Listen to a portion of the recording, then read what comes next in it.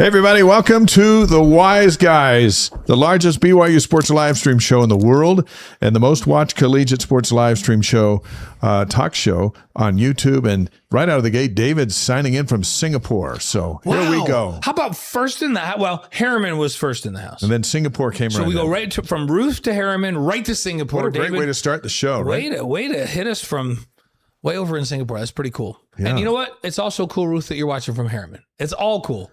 It is all cool. So now we appreciate you being here with us tonight. And we're right in the middle of it now with football season and camp.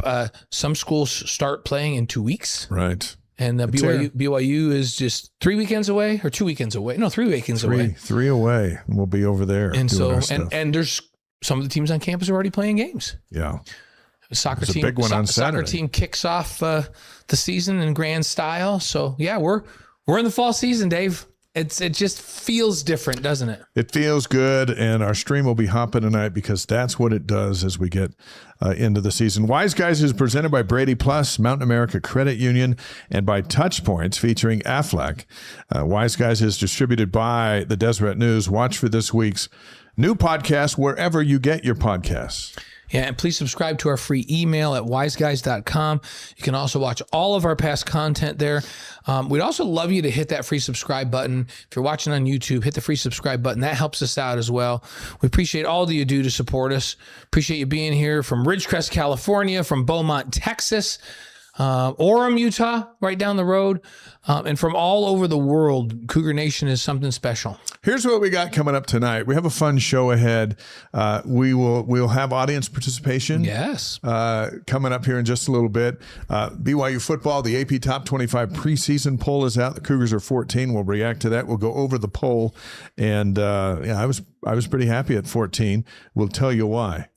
Yeah, and then former Cougar Andrew George is going to join us, and we'll talk about BYU's pair of dynamic tight ends and what that means for the offense. Because remember, Andrew was part of a dynamic duo at tight end, and gosh, the last pass that Andrew caught as a Cougar was a pretty big one. Yeah, it was. And think about it. The last 1-2 punch at tight end was those two guys. Yeah, big time. It's been a long time. So we'll get his perspective on the new 1-2 punch and what that could mean for Aaron Roderick and Bear Bachmeyer heading into this season. Soccer, as you mentioned a moment ago, is off and running. Big win at UCLA. They're going right back into Big Ten country middle of the week. And then they got a Big Ten team coming into Southfield this weekend. Is it weird for you to say Big Ten when they just played UCLA? Yeah. Then USC's coming in, and that's I don't Big like 10? saying it either. It doesn't make sense to me. It doesn't make. When you said that, I'm like, what are you talking about? And then I realized, wait a minute, UCLA's in the Big Ten. It's right up there with saying Rutgers is in the Big Ten game against Rutgers. Yeah, it's so weird. So, well, our Re-Lyte Athlete of the Week will be announced here on the show today. It's not old school either. No, because we're in the system now. We're in the season, so now they're a person that did well this last week, very well. Let me just point out, there's Beaumont, Texas, as you mentioned a moment ago, Wisconsin, Pensacola, Florida, Walton Beach, Florida, and North Carolina on the stream. So right out of the gate, we are coast to coast. Yeah, and then in the state, we got the state cover. We got Cache Valley. We had Orem. We got St. George. So we got it from north to south covered. We had Harriman. So, if we could get somebody at State Line, we'd have the west covered. Come on, Wendover. Yeah, Wendover. Help us out. And Vegas will be in, but we're dotting the country tonight. And we're excited about it. There's Eagle Mountain hopping on. West Valley hoping to get a back order Cougar Club mug. That was kind of a thing the other day. And I'm like, there were back order? Who cares about mugs? But a lot of people did. Evidently, people care. Yeah. They do care. Chantell Hammond is going to join us. You often hear her name with Strategy Square. She's also a BYU-Pathway grad, and we're going to listen to her story. Yeah, fun success story. How Pathway has allowed her to, one, get more education in her life, start her own business.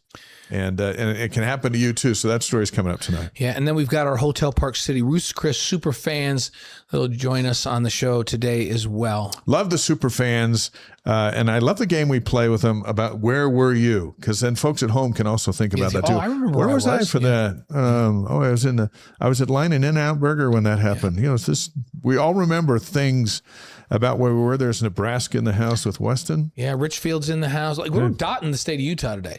Like you can feel it. The season's getting people close. from Utah and Eagle Mountain's in the house. No two people in Utah have come from the same town yet. Yeah. They're just spread out all over the state. So we got you covered. Wise Guys is presented by our title sponsors, which we love, which allows us to do this show free for you. Brady Plus provides cleaning, food service, packaging equipment, dispensers, and service for businesses coast to coast, including the Pentagon, BYU, Disney World, and all points in between. In addition, Brady Plus has over 150 distribution facilities across the country.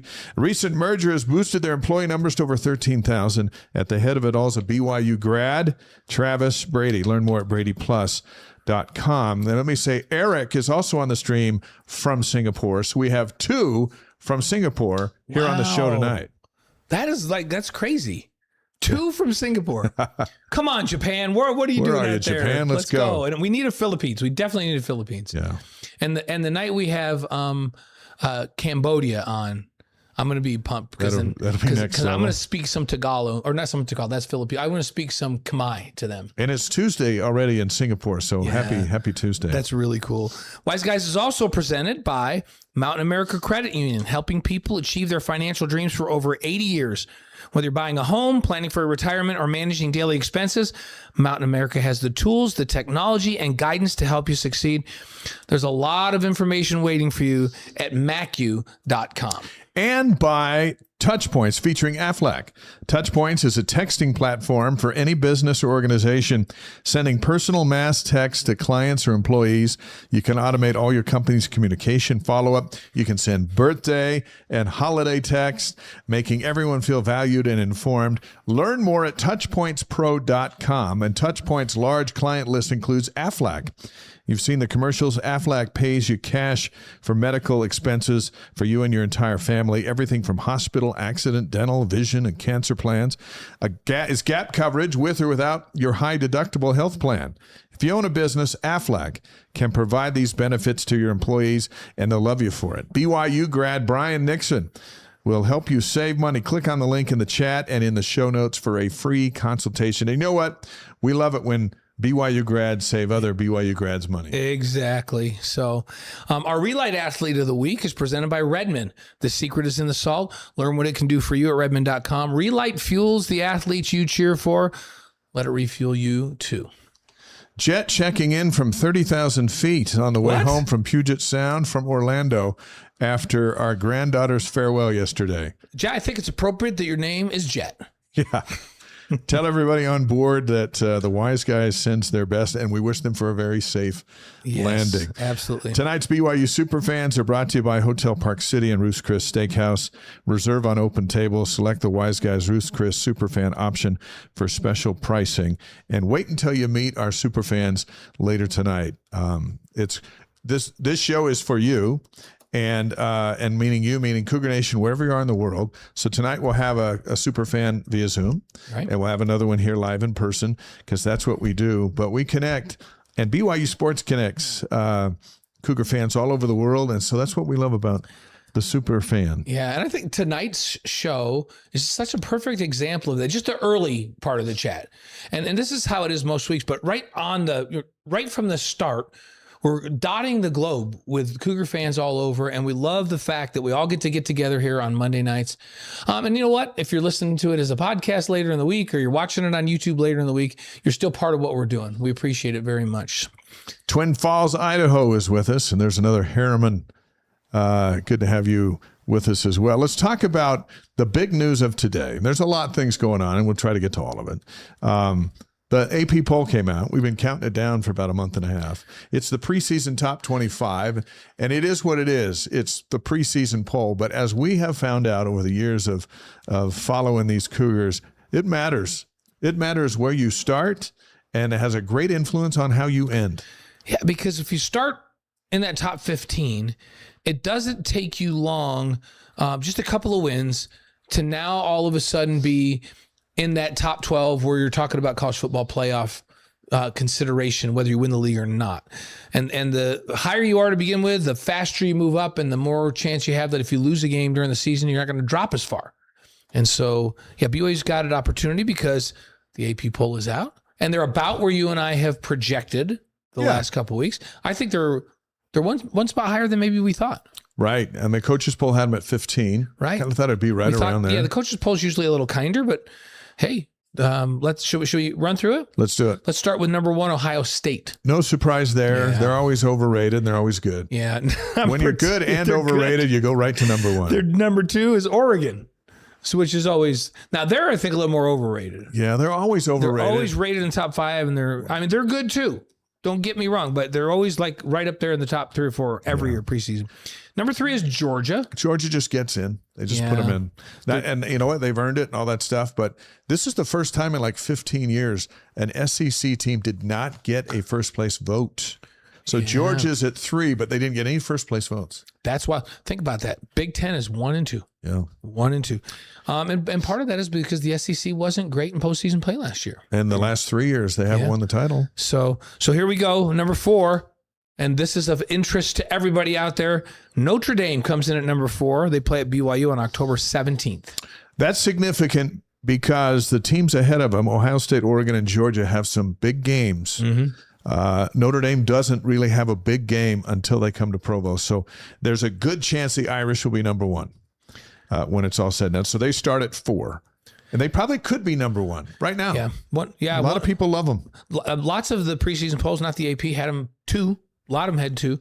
And if they come out and just shellac some people coming out, and Ohio State, they play Wisconsin. Yeah, say Georgia struggles and wins. They jump in front of them. People have a lot of high hopes for Notre Dame's loaded coming back. So that's why 4 is important to us. 5 is Texas.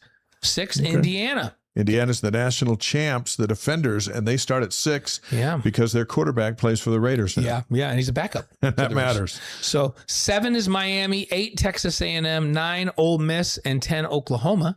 LSU comes in at 11 with a new coach. Texas Tech is 12. Alabama's 13, and there's BYU at 14, tied with USC. The Cougars finished 11th in the AP poll at the end of last season. Highest preseason ranking since 1985 when they were 10th after the championship year. Should have been higher than that, but they were 10th. Just the second preseason top 25 ranking for BYU in the last 17 years. Greg Wrubell tweeted that out. That surprised me. When I read Greg's tweet, I thought, wow. Then I thought he's right, but wow. Yeah. BYU just has not been respected as an independent. Including last year. They were 26. They were in the Big 12 and they weren't irrespected. But man, they get a little respect this year. Okay, so we'll get back to BYU. USC's tied with the Cougars at 14. Michigan's at 16 with Kyle Whittingham and Jay Hill. Then Washington, Penn State. I don't know how Penn State could be put at 18 after all their problems. And the whole Iowa State team moved to Happy Valley, and we'll see how that goes. It's just because they're Penn State. Yeah. SMU's at 19. Yeah, and then Tennessee rounds out the top 20 at number 20. Utah shows up in the top 25 poll at 21, which is interesting. Utah gets a lot of respect, considering that half their coaching staff and several key players went to Michigan. That's a lot of respect for Utah at 21. Probably too much. Yeah, 22 is Iowa, 23 Houston. Houston's getting a lot of eyeballs. Surprise team from last year's Big 12 race. 24 is Louisville, and 25 is Missouri. So of that group we just read, 9 are from the SEC, 8 are from the Big 10, and next with the most is the Big 12 with 4. And Clemson, did you hear Clemson's name? No. No, you did They're not. unranked in the preseason poll for the first time in 15 years. It's wild. So how do y'all feel? How do y'all feel about that? I see people talking about it already. Some saying, "Hey, BYU should have been 12." Sylvia's saying 12. I think 12. And is it Theory says she should have been 10 to 12. I think most people think they should have been higher. We thought they should have been higher. I thought they should have been 12 or 11. But we figured after the coaches poll at 15 that they'd be 14 or 15. Because they never get, they always kind of get a raw deal. Yeah. But, we've had some pretty good teams. And as mentioned, just the second time in the preseason top 25 in 17 years. That's a long time. There were some good teams along the way. They've finished in the top 25. We're just talking about the start.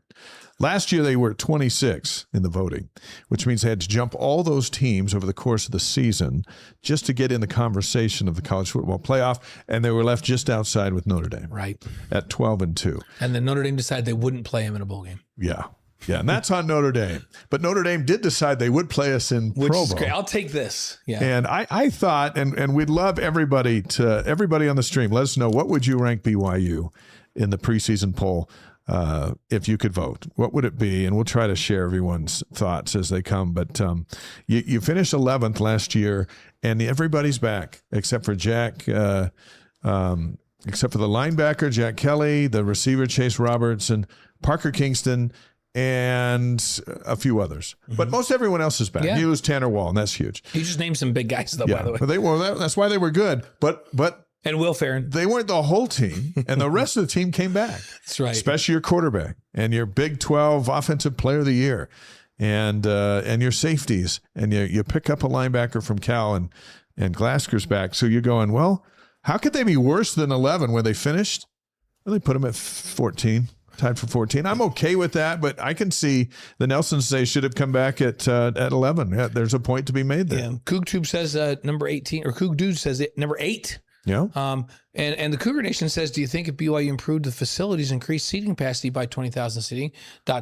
meaning would they get more respect if they were getting, be a bigger player if they got 80,000 in every game? I don't know. I think you have to win. You just got to keep winning. And you know what they've done the last 2 years?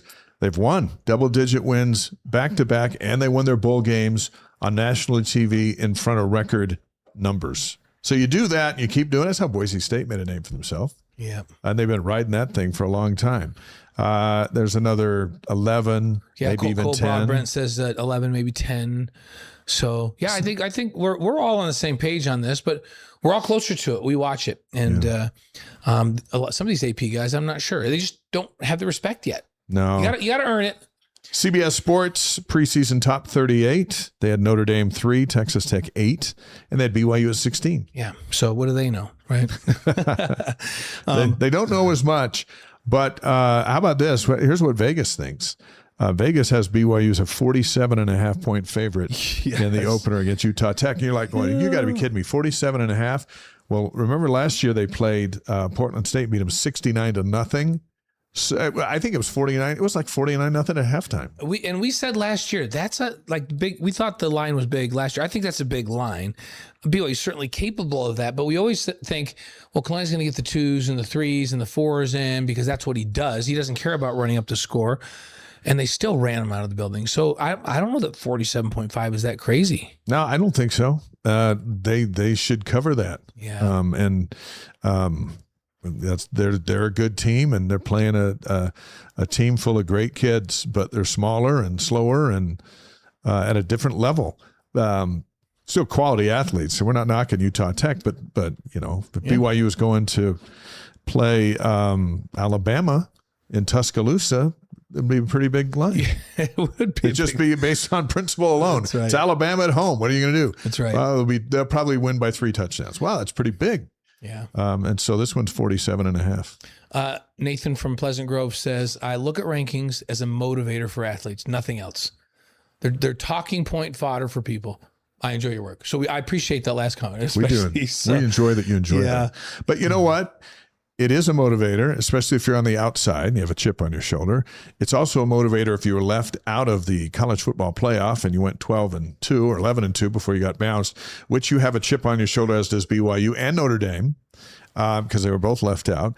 And it does matter, as we were talking about a couple of weeks ago, if you are in the top 10 in the AP through the first 6 or 7 weeks of the season, when that college football playoff poll comes out in November, it almost automatically mirrors what the AP looks like, especially initial poll. And then it's every man for himself. Yeah. Then sometimes it makes some wacky changes, right? Yeah. But so I like 14.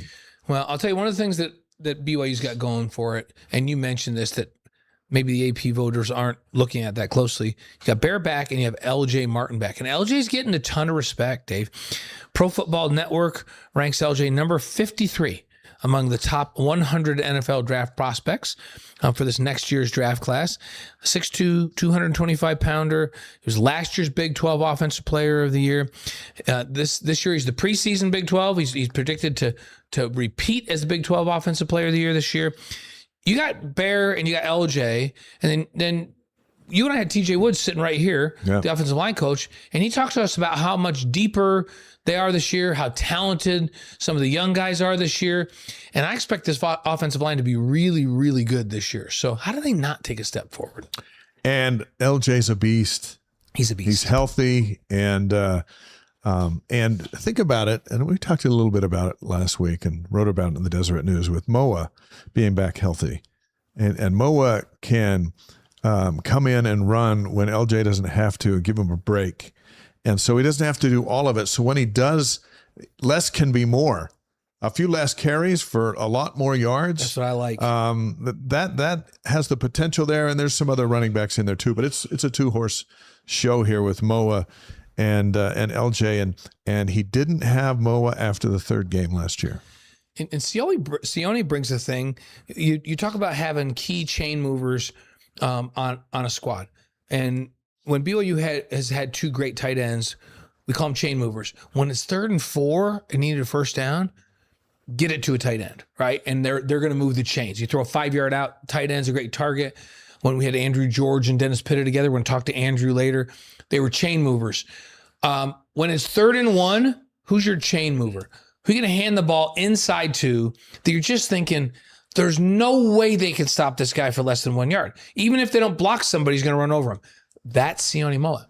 That gives LJ more opportunities too, because it's another set of downs for LJ to be out there. So I think Sione becomes a very important part of BYU's short yardage offense this year. He told me, he said he's looking forward to the moment when all 3 of them are out there. Mm-hmm. So you have Bear maybe in the shotgun. They got Bear to his left is Moa, to his right is LJ, and the linebackers and down linemen have no idea who's going to get the ball.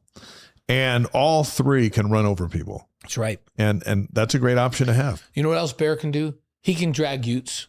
Yes, he can. He's good at dragging utes. he's shown that. So ESPN, by the way, over the weekend at ESPN.com, there was an article, and it was titled, "Why BYU's Kalani Sitake is Your Favorite Coach's Favorite Coach." And I had to look at it a few times, and then I read through it, and we've certainly heard from every head coach. They love Kalani. Yeah. So ESPN.com wrote an article about it. You can go there and read it for yourself. But we picked 3 coaches' quotes because they're all in the Big 12. From the Big 12 of what they had to say about Kalani. Let's start with Brent Brennan, who's a dear friend of Kalani's. From Arizona. Yeah, he's known Brent since he was at San Jose State, and they're good friends. Arizona coach Brent Brennan says, he's just authentic, and he's always himself, which is so true. Mm-hmm. There's no fakeness to Kalani.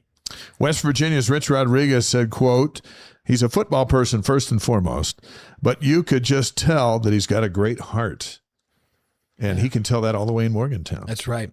And then Texas Tech's Joey McGuire, who's become one of Kalani's best coaching friends in the league. Those two, isn't it interesting?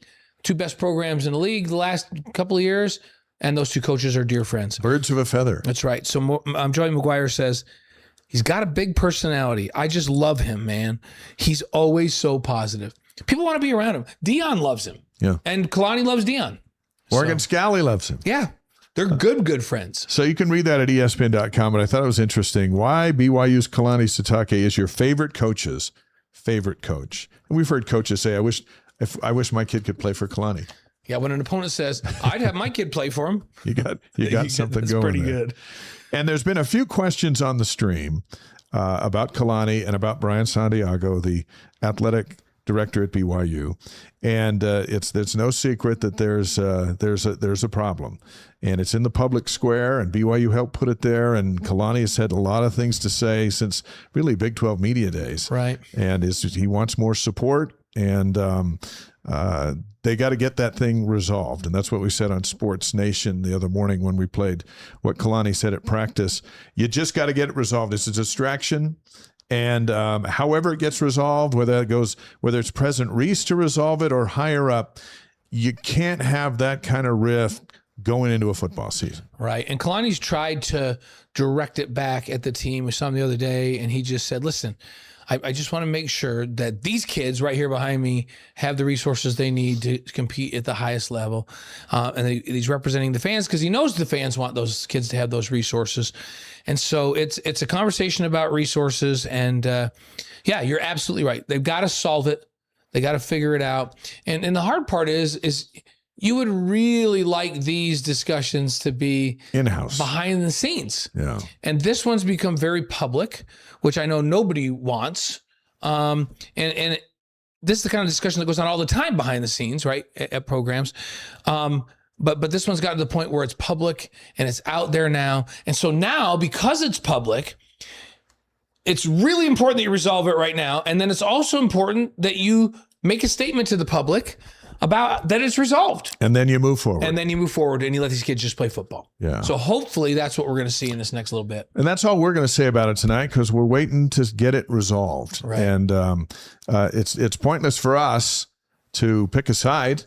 Yeah. Everyone wants everybody to win here. And so let's let them get it resolved. And once they get it resolved, we'll talk about it further when there's more detail instead of rumor, because we hate there's places for rumors. This isn't that place. And so we'll keep you posted as we move forward. And that's really all there is to talk about that. And so again, the questions on the stream, we're not ignoring you. It's just that's kind of where we're at. It's got to get resolved, and let's see what they do. And Josh Summershade says, he echoes what you're saying, Dave. He says, the fact that the details are still private is a good sign. At least that's private. Once the details come out, if they're unresolved, that's a really bad thing, right? Yeah. So hopefully they get this resolved before the details come out.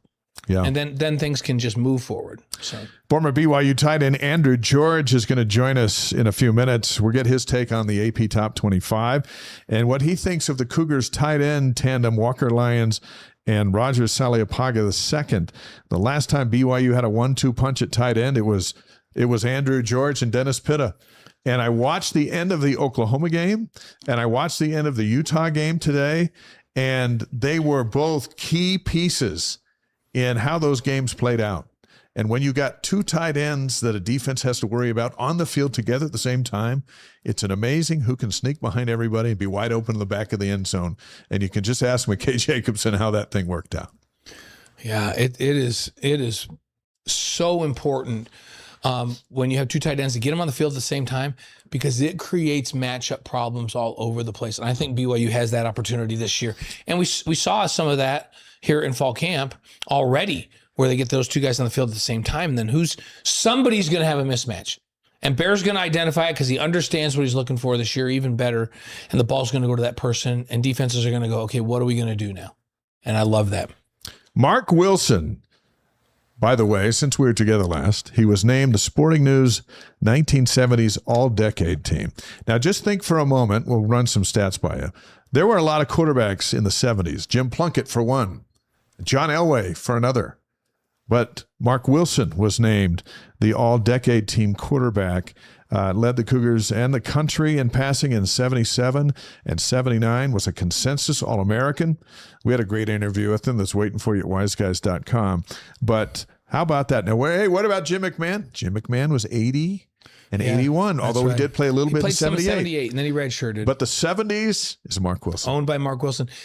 And folks, if you haven't seen that Marc Wilson interview here on Wise Guys, that's a must-see one. That's one you got to go, because Marc tells a story. I'm not going to give all of the story about when he was set to quit the football team and Lavelle didn't let him quit. And I'm not so sure if Marc quit, if Jim wouldn't have quit. Because they were not happy with what was going on. Mm-hmm. Marc said he had never told the story any place else before he told it here. So the first time it was ever told, he said, everybody's like passed away or older now. I feel like I can talk about this. And he talks about how there was an uprising and a bunch of the team was going to go, including him. He's just going to go to law school and move on with his life. He comes back and leads the nation in passing in 79. Is a first-round draft pick. Has 2 Super Bowl rings. Starter with the Raiders. It's just like... And I think the course of BYU football history would have been changed had Marc Wilson actually quit. Yeah. Well, he did go. He went and told Lavelle he was going to quit, and Lavelle told him he couldn't quit yet because he was going to fix it. So if you haven't seen that interview, I'm begging you to go listen to Marc Wilson's interview, because it's a story that changed the course of BYU football for sure. Cougars in the NFL countdown to cutdown day is August 30th. So that's coming up 4 o'clock Mountain Time. So here are the Cougars in week 2 of the preseason, starting Thursday. And there's a few of them in action, including Ryan Rico. The Bengals host the Lions. Chris Brooks and the Packers are at the Steelers. Got Blake Freeland, the Colts are at the Patriots. Chargers are the Texans with Sony Takitaki. Doesn't mean these guys are going to play a whole lot or a little, but, you know, the Cardinals had Tyler Algier out there and Keaton Slovis last week, and they're going to be at the Raiders on ESPN, and Chase Roberts trying to get a job with the Raiders, and Isaiah Jota. So there's 4 Cougars who'll be on the field there. Yeah, and then the last game on Thursday with Cougars, Titans are at the Niners, and, of course, Jacob Robinson and Fred Warner. Fred Warner, the best defender in the league. And Jacob, who had been working his way into the rotation before his injury last year, but he's fully healthy. I expect Jacob to play a bunch this year for the Niners. And you know what? He played good the other night. Yeah. So does that become kind of our team again now? With Jacob and Fred there, because the Niners, all those years when Steve was there and there were a bunch of Cougars that were running through the Niners and Tom Homo there before Steve, the Niners kind of became Utah's adopted team.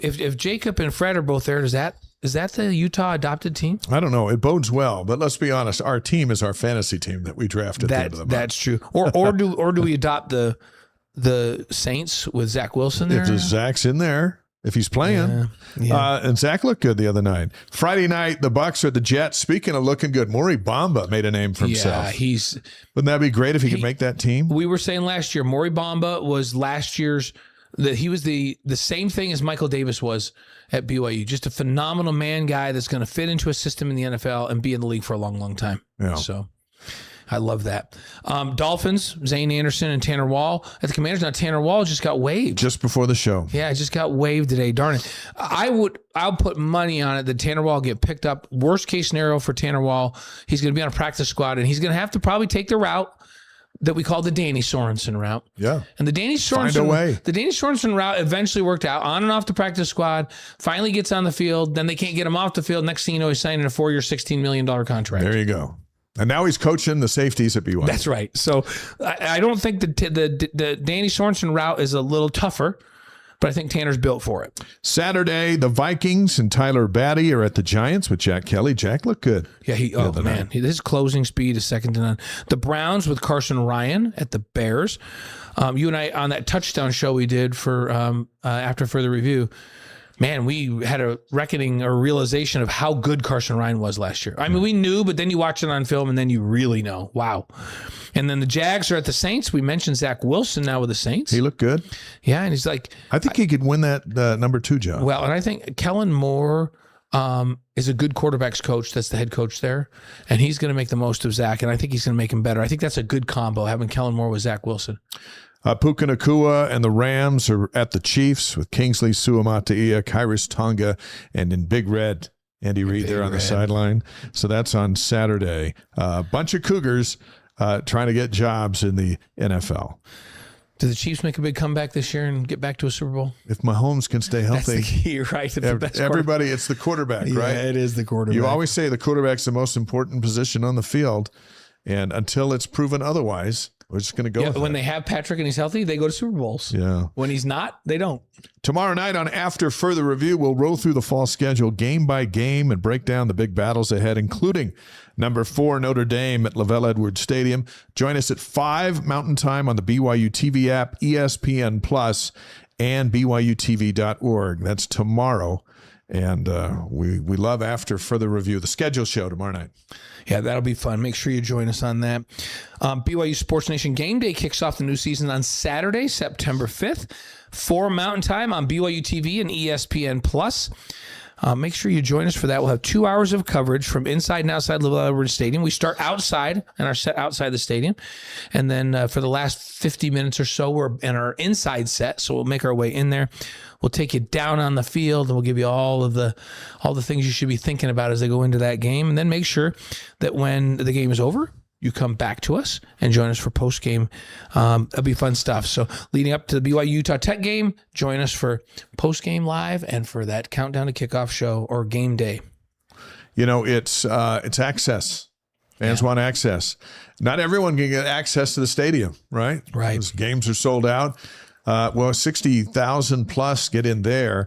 Cougar Nation is everywhere. And so that's where we come into play. We'll take you there. We'll take you in there. People always ask, and we got to make sure we make clear on this. So the pregame show is always on BYU TV live over air and on ESPN Plus live over air. And then you can stream it live. The post game is also back on ESPN Plus being streamed live, but you can also stream it live on the BYU TV app. It doesn't come back on BYU TV. People are like, how come you're not doing the post game show anymore? Just watch it on your phone, your tablet. Watch it on your phone or on your iPad watch or it on in the your car computer. if you're driving home. There you go. That's how you do it. So we're looking forward to it. We're getting close. The Re-Lyte Athlete of the Week is presented by Redmond.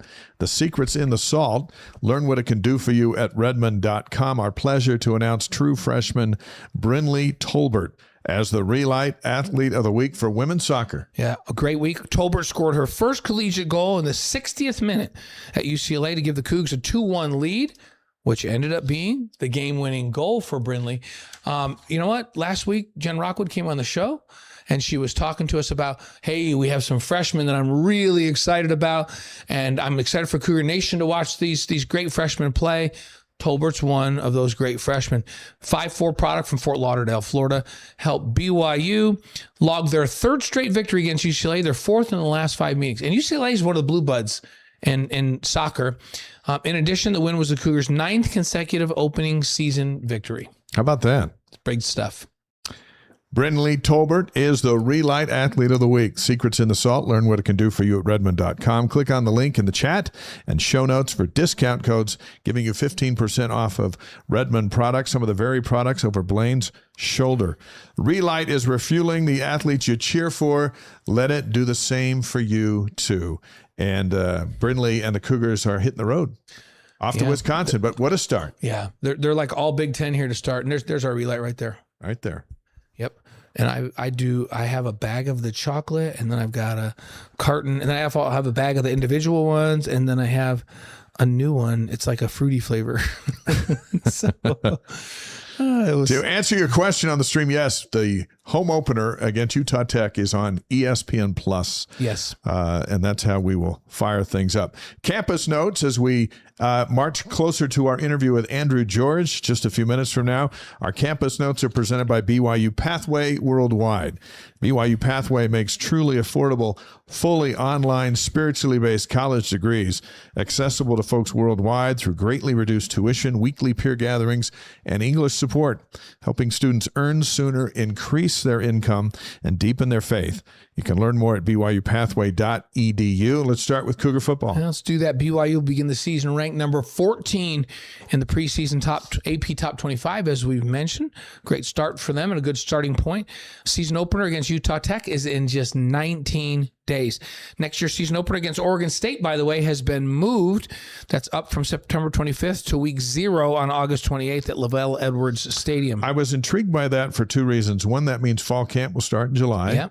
And two, moving that game up from the backside of September. I wonder where the Notre Dame road game and what else they have in mind to fill that out. That first week of September, you would hope is not like, I hate that week 2 is a conference game this year, so hopefully they find a really cool non-conference game. Notre Dame would be great that weekend. Yeah. It'd be good. The only thing about Notre Dame is they like having good games late in the season. They do play an ACC schedule, but they're independent enough that they can kind of play any time. They always used to play USC late in the season, Stanford late in the season.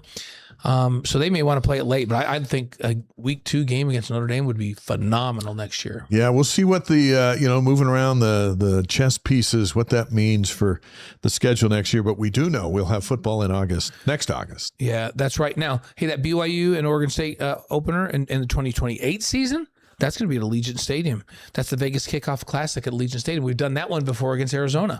When they moved that, when I read that, hey, Oregon State has been moved up to week 0 in Provo, I thought, what? Did they move it from Vegas? And then, no, we're going to go against Oregon State back-to-back openers. Yeah. That's how we're going to do that. The last time we did the opener, you and I got to be part of a big pregame show in the stadium up on the concourse at Allegiant. It was really fun. I hope we get to do that again. Yeah, because I know where we're going to dinner the night before. Yeah, I do too. BYU basketball, Rob Wright III ranked the number 4 among the top 10 point guards in college basketball per the Sporting News. Think about it. There's like 330 teams. Number 4 point guard, returning for college basketball. The outlet also suggests Wright has a good chance to lead the Big 12 in scoring. Yeah, I agree with that. I think he absolutely could.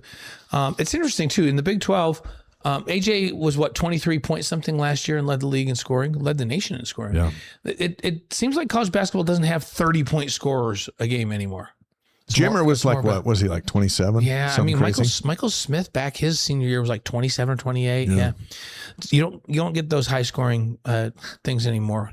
College basketball actually plays defense once in a while. So, well, they play football in the Big 12. Yeah. They call it basketball. Speaking of AJ Dybantsa, NBA schedule for AJ. Opening night is October 21st at Milwaukee, so we'll face the Bucks.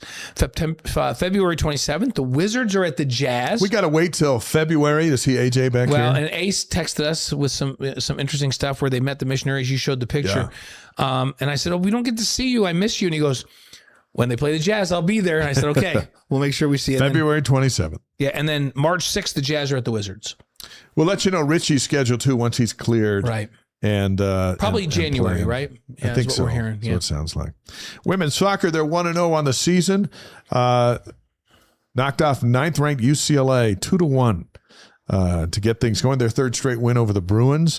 The coaches poll will come out tomorrow. BYU wasn't ranked in the coaches poll. They were at 26. Yeah, their first one out. Yep. Top drawer, by the way, had BYU at 12. And then after the UCLA game, today they moved them to 9. Yeah. So they're in the top 10 there. And I imagine they'll jump right into the mid-teens after beating UCLA on the road. At least.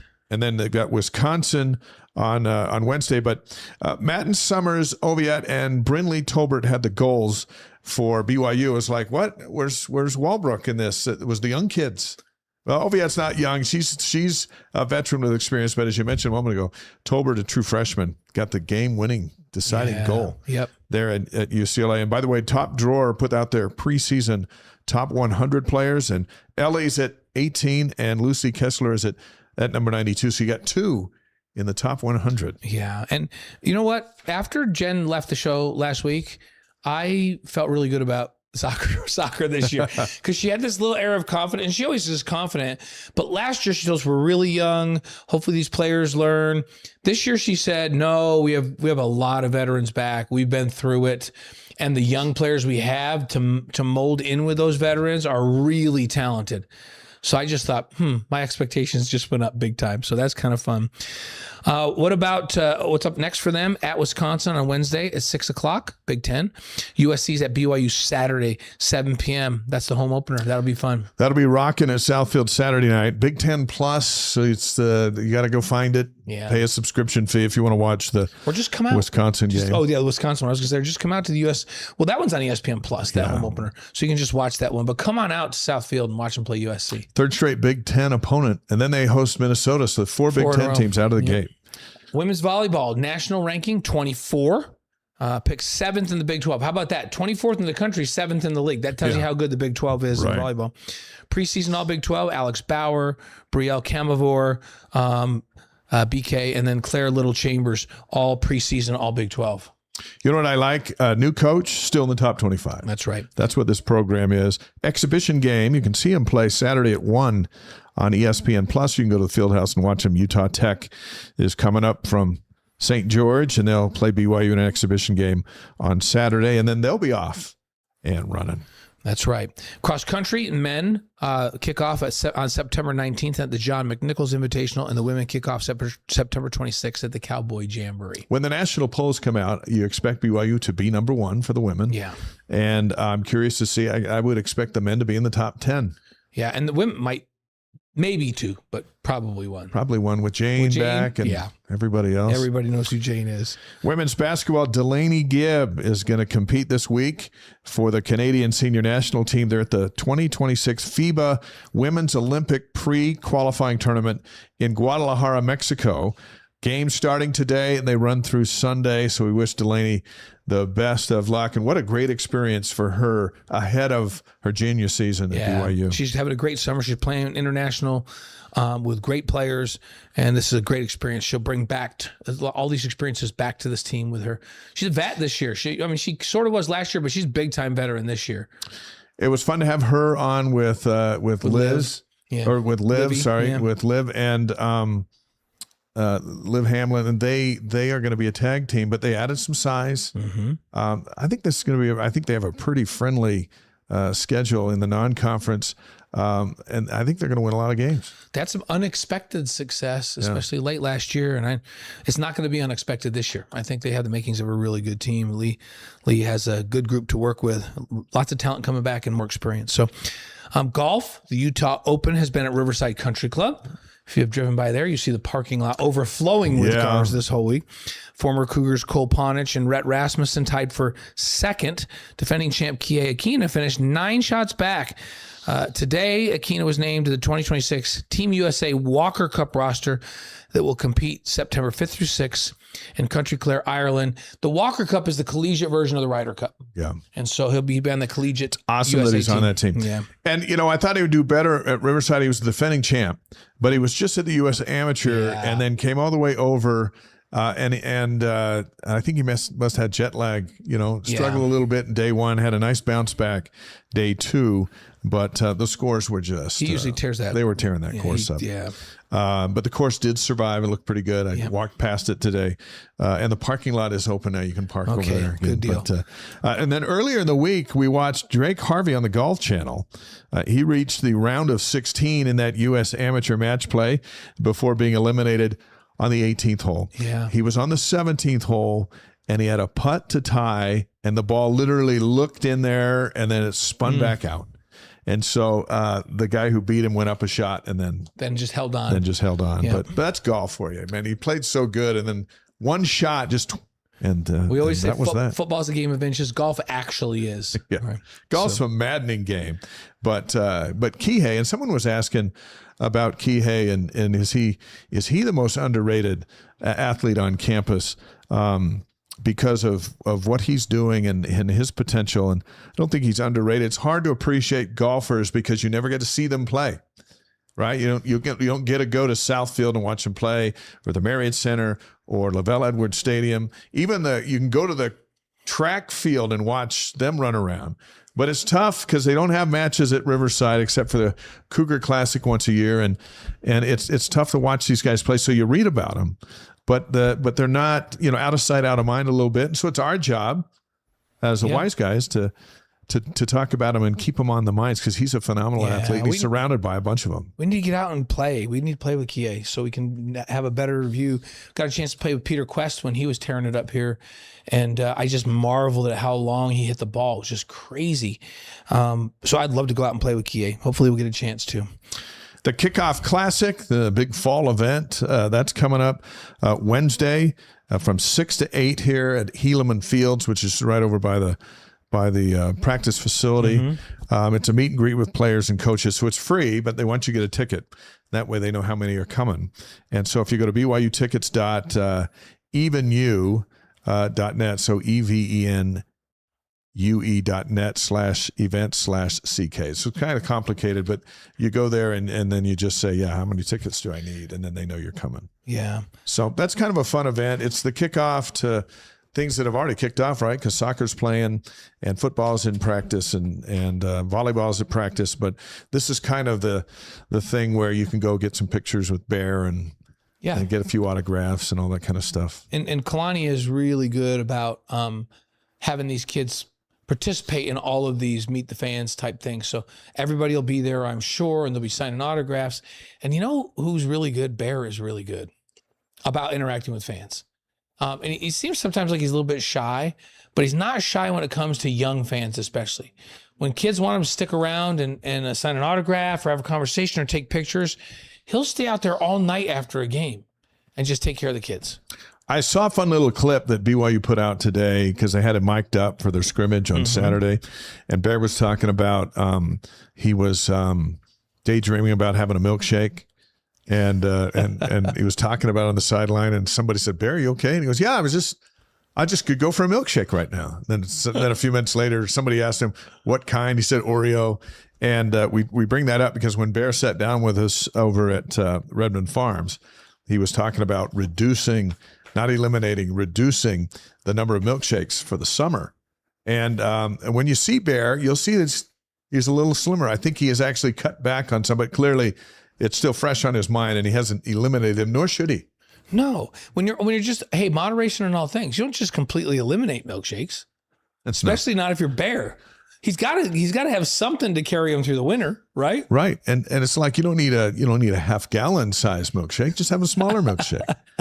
Our campus notes are presented by BYU-Pathway Worldwide. Learn how to increase your education in a way that can benefit your life at BYU-Pathway.edu. A bit later tonight, Chantell Hammond is going to be here and talk about her BYU Pathway experience. And we think it'll motivate many who listen to her and go, you know what, I could do that.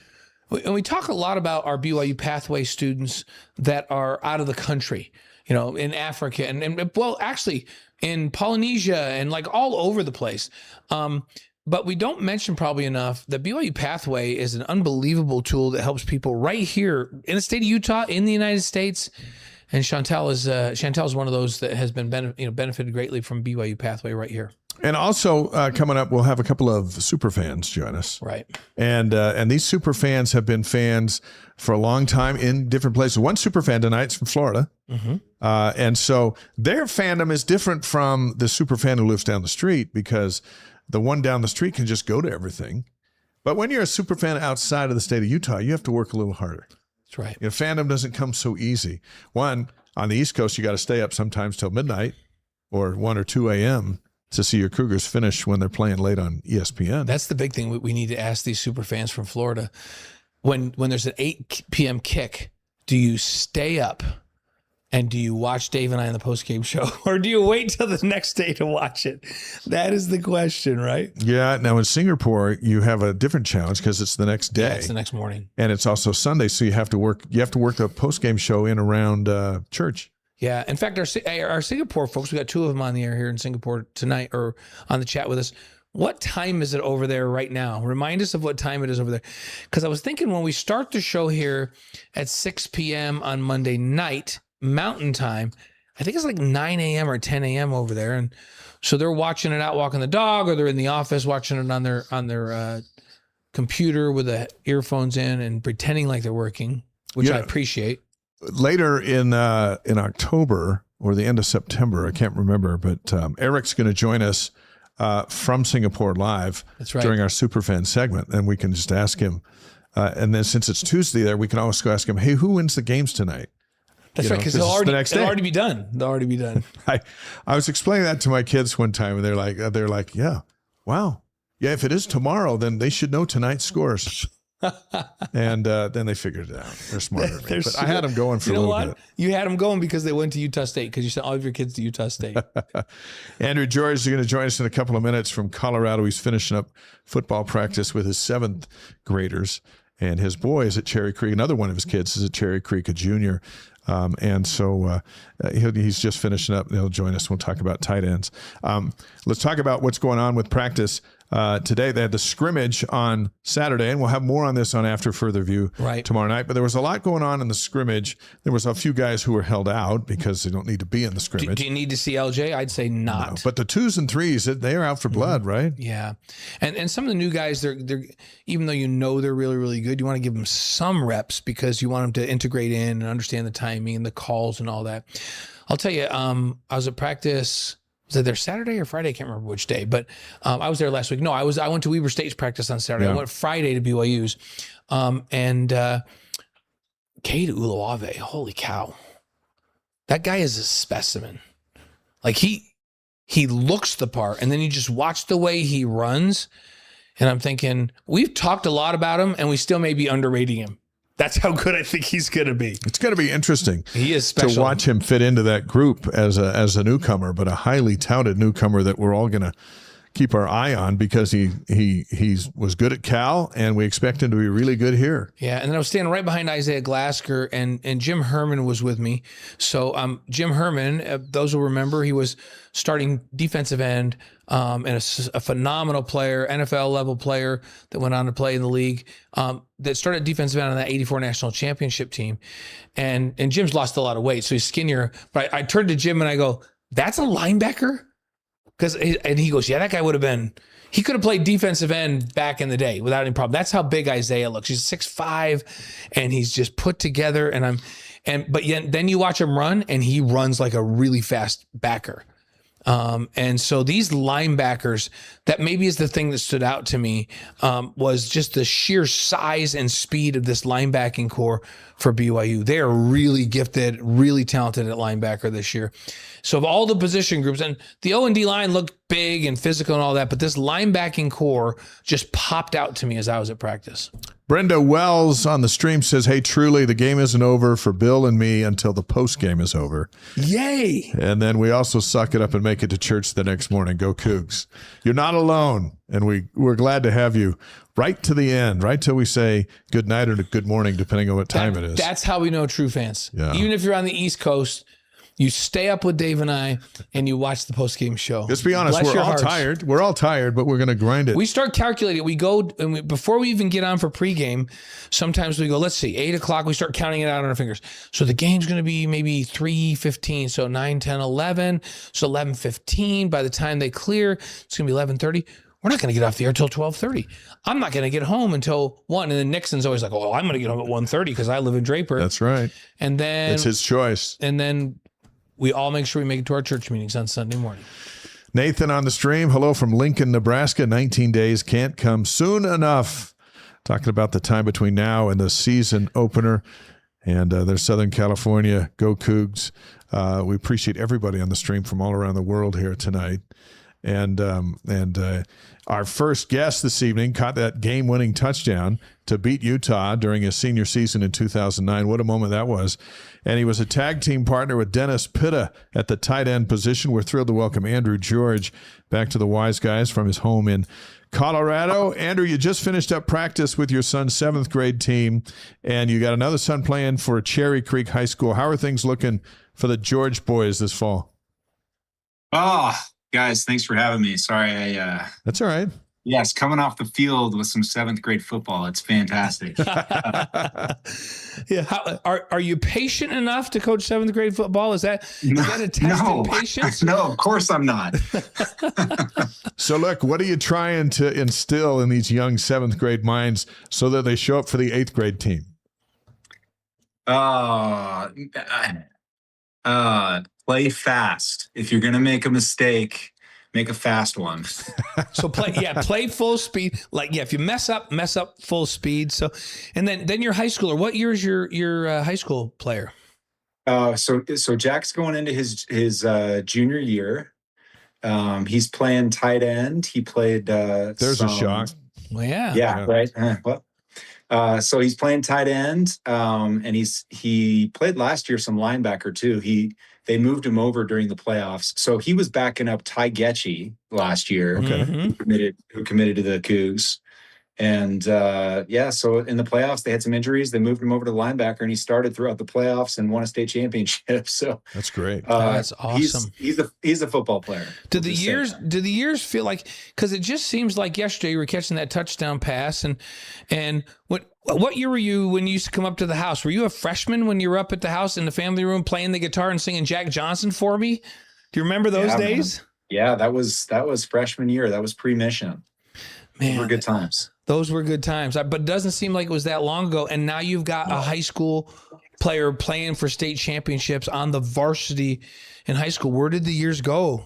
Dude, I don't know, but it's pretty wild. And he's going to the high school I went to, so it's kind of weird being in the stadium that I played in and watching my kid there now. It's fun though. We're having a good time with it. And your parents did a great job of having you be well-rounded. You're a big-time football player, but you played the guitar. You loved music. You did all that. Are you doing that job with the boys? Are they musical too, or are they just focusing on football? We tried with Jack. He played the piano for several years, and then his teacher actually moved, and he got off the hook. But my daughter plays the violin, and my younger son Noah, he plays the piano. He's still going at it. We're not going to let him quit. Good deal. I grew up in a house. My mom played the violin. My sister played the violin. Like they made all of us do an instrument, and so I'm used to that, and that's what we did in our house. Yep. Well, Andrew, the big news today is the release of the AP Preseason Top 25. BYU comes in at 14, tied with USC. What do you make of that? I'm not surprised. I mean, we got a quarterback returning who's pretty dang good, right? As a freshman, he exceeded my expectations, and I think a lot of us, and didn't just play well, but won us some games too, right? So I think everything, hinges on quarterback play for the most part throughout football. I mean, the game's still won up front, but quarterback play can get you out of a lot of jams. And so, number one, we got a QB who's proven himself. And then you watching some of these clips.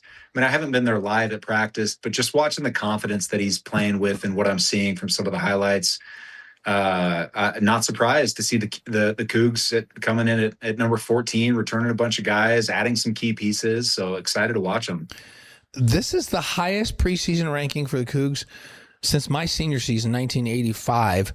What does that say about where the program is today? I think there's a national respect, and BYU's kind of always had, some national respect from the nation, but it's a little different now. I think obviously being in the Big 12 and playing some tougher conference opponents, and playing some higher level games, it's just different. It's different than the WAC and the Mountain West Conference days. And when I look at these teams too, like Jack and I actually went to a game last year. I think it was the TCU game, and on the sidelines and pregame warmups, I'm just like, oh my gosh, they got guys at positions we didn't have when I was there, right? And so they're getting a different kind of recruit, and so now they're generating some buzz, not just based on the history. Now it's on what they're doing currently. So it's really fun to watch them right now. Andrew, last year BYU starts the season unranked. They climb as high as 8. They finish 11, just outside the playoff. What could starting 14 mean for this Cougar team in the long-term plan for the season? I always try and keep the preseason rankings in perspective. Looking back at like 2009, for example, my senior year, I think we were ranked. It was either high teens or low 20s to start the season, and we beat number 3 Oklahoma, and we like rocketed up to like number 8 or number 9 immediately, right? Yeah. And then our next week, I think we rolled Tulane like 59-0. We moved up a couple more spots. We were like number 6 or 7. And then Florida State came into town and we got humbled, right? Yeah, right. Like it wasn't necessarily a blowout, but it was just one of those and then we had like a free fall in the rankings. So I look at a little bit at kind of preseason rankings, and it's hard to kind of know where you really stand. And to be honest, like the writers and those casting their votes, they're pretty anxious to move a team down, if they don't see them performing. So unless you're in the SEC, and that's a whole nother conversation on some bias there. But at least for us, like unless we perform and we win, it really doesn't matter. And it gives us another jumping off point for later in the season. Yes, if we continue to win. But even if we start out unranked, if we win all of our games, we're going to be in that conversation for being in the playoffs, right? And we're going to win our conference. So to me, it's all about performance. What have you done on the field? And if you look too much at those rankings, you're going to get nipped. Well, 84, the Cougars were unranked and won all their games and finished number 1. So you're exactly right. It can happen if you keep winning, right? Yeah, you win. I mean, nobody can say anything against you at that point, right? You've done everything you're able to do. So those who cast their votes, it's going to be what it is, and the playoff rankings are going to be what it is. All you can handle is each game in front of you. And I know that's cliche, but that's all that matters is winning the next game. Former BYU tight end Andrew George is on the Wise Guys, presented by Brady Plus, Mountain America Credit Union, and Touch Points, featuring Aflac. Andrew, there's a lot of excitement at the tight end position for BYU with Walker Lyons and Roger Saliapaga, a 1-2 punch. Both are run blockers and pass catchers. Complete, we call them every down tight ends, like you and Dennis were, where you could play every down, doesn't matter, right? Really, the last time we felt so good about a tight end combo was with you and Dennis. So what was it that worked so well with you two on the field at the same time? It's the ability to be multiple without changing your personnel. Like that is dynamic for a defense to try and match up against. If you got tight ends who can run, stretch the field, and block, it makes it really difficult on a defense to know how to scheme you. Like, so for example, Dennis, we played a ton of 12 personnel. So Dennis and I would be on the field at the same time, one back, and we would start out in like a 2x2 spread formation. We'd motion me across and lead block. We would start out in like one attached and like trips with me attached, Dennis wide. We'd motion Dennis in the backfield into I formation. We'd go from a jumbo set into then we'd shift into a trips formation or an empty. And so you've got the same personnel on the field. And so a defense is looking at it like, okay, we came out in I formation, but then we shifted to something that looks like spread, and suddenly they've got their run heavy defense on the field, and now they're trying to defend the pass. And so it makes them kind of have to play vanilla. So they have to pick their poison. Are they going to try and stop the run with 12 personnel or with 22 personnel, or are they going to, put some coverage guys out there to make it a little bit harder? But even still, you play coverage against a big guy, you kind of have to match big with big.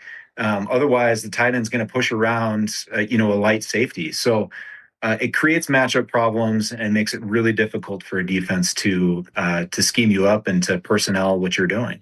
Now, you were both on the field when you caught the winning touchdown against the Utes, but you're also both on the field at the end of the Oklahoma game. And I watched that today to get ready for this interview. And you and Dennis ran routes to the goal line and then turned around. And the Sooners were so worried about you guys. You had 2 guys near you. Dennis had 4 near him, that McKay Jacobson was able to slip behind everybody, and he's wide open in the back of the end zone. Is that what you're talking about with what a pair of dynamic tight ends can do? For sure. Yeah. And especially down there on the goal line, teams have to respect the run or you're going to just punch it in. So, and that particular concept, it's just, we're trying to get those safeties who are playing down and tight because there's no field to play behind you. And so the minute that we essentially post up there on the goal line, that safety has a decision to make. Do I play that tight end at the goal line? Or do I hang back and let him catch it for a touchdown, right? So in this particular concept, both safeties play down tight. They clamp on me and Dennis the minute we turn to the inside. And then behind is just kind of a little dig concept behind us. That seemed to always be open. I feel like we scored on that like 10 times that season. Yeah, there's so many mismatches. I love how you described, and he did it in football terms. We'll give everybody a little lesson. When you're talking about 12 personnel or 22 personnel, you always number of backs first and number of tight ends. So 12 is a single back and 2 tight ends. 22 is 2 backs and 2 tight ends. And you guys ran a ton of that when you were playing.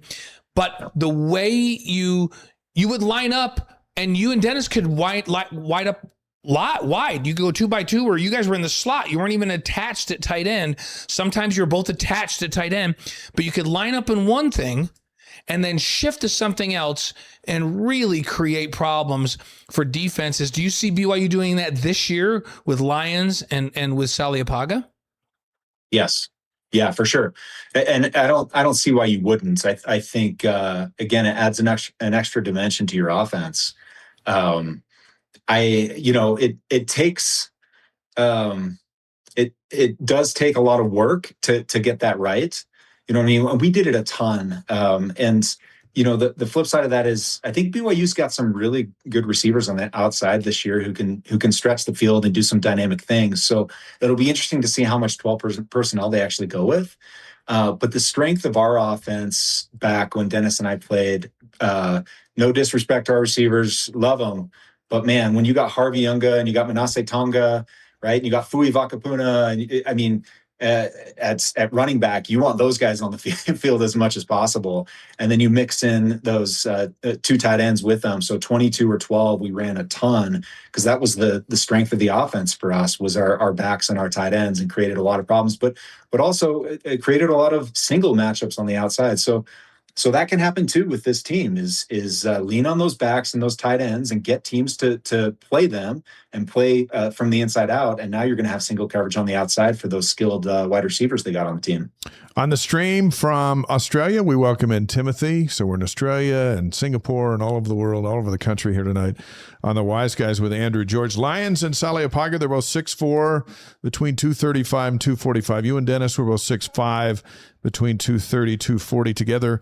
You combined for over 3,700 yards in receiving and 32 touchdowns. That's just a lot from the tight end spot. So put us in Bear's mind as a sophomore.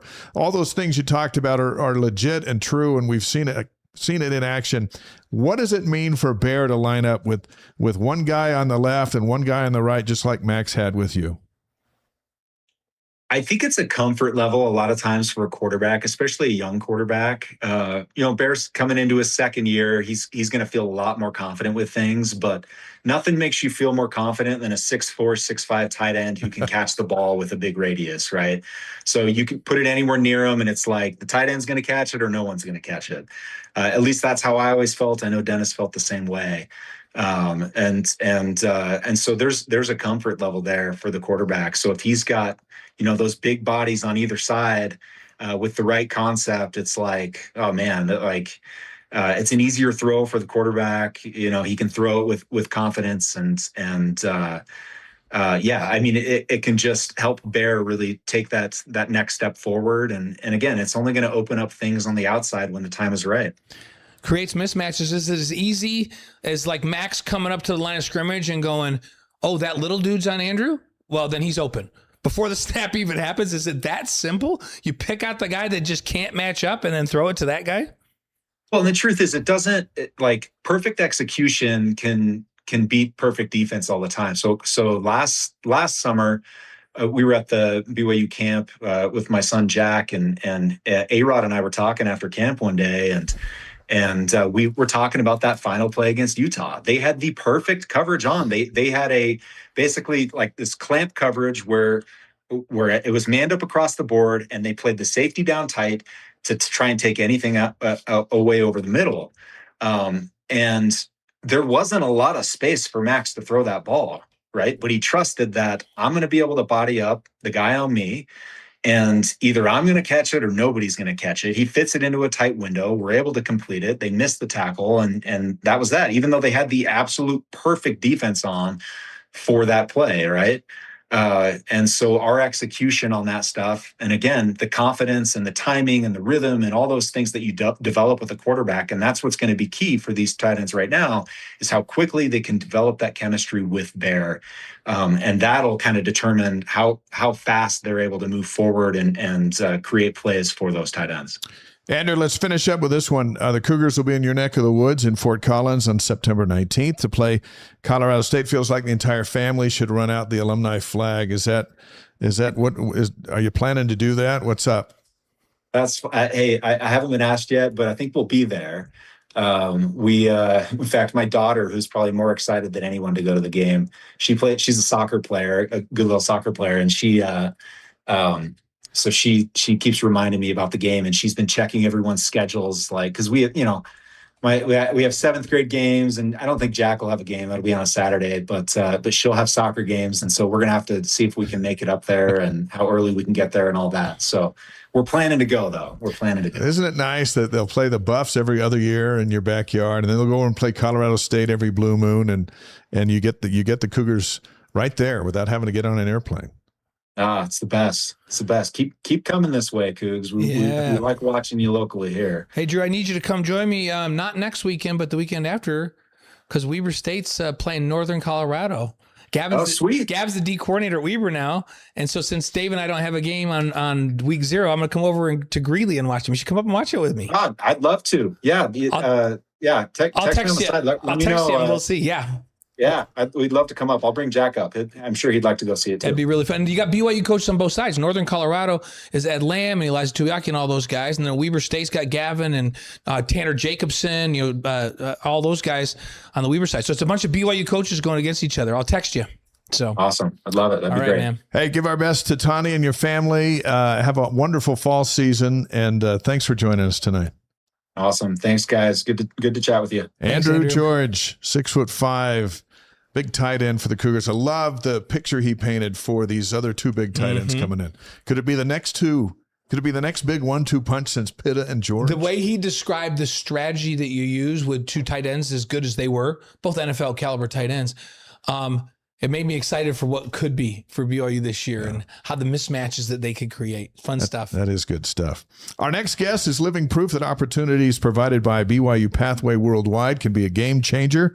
She's the woman behind Strategy Square, which you hear often here on the Wise Guys. Our pleasure to welcome Chantell Hammond to the Wise Guys. Hey. Thanks for being here. Thanks for having me. This is a little bit different, but it's awesome to have you. Now you're one of the stars of the show. Perfect. Love it. Tell us about Strategy Square.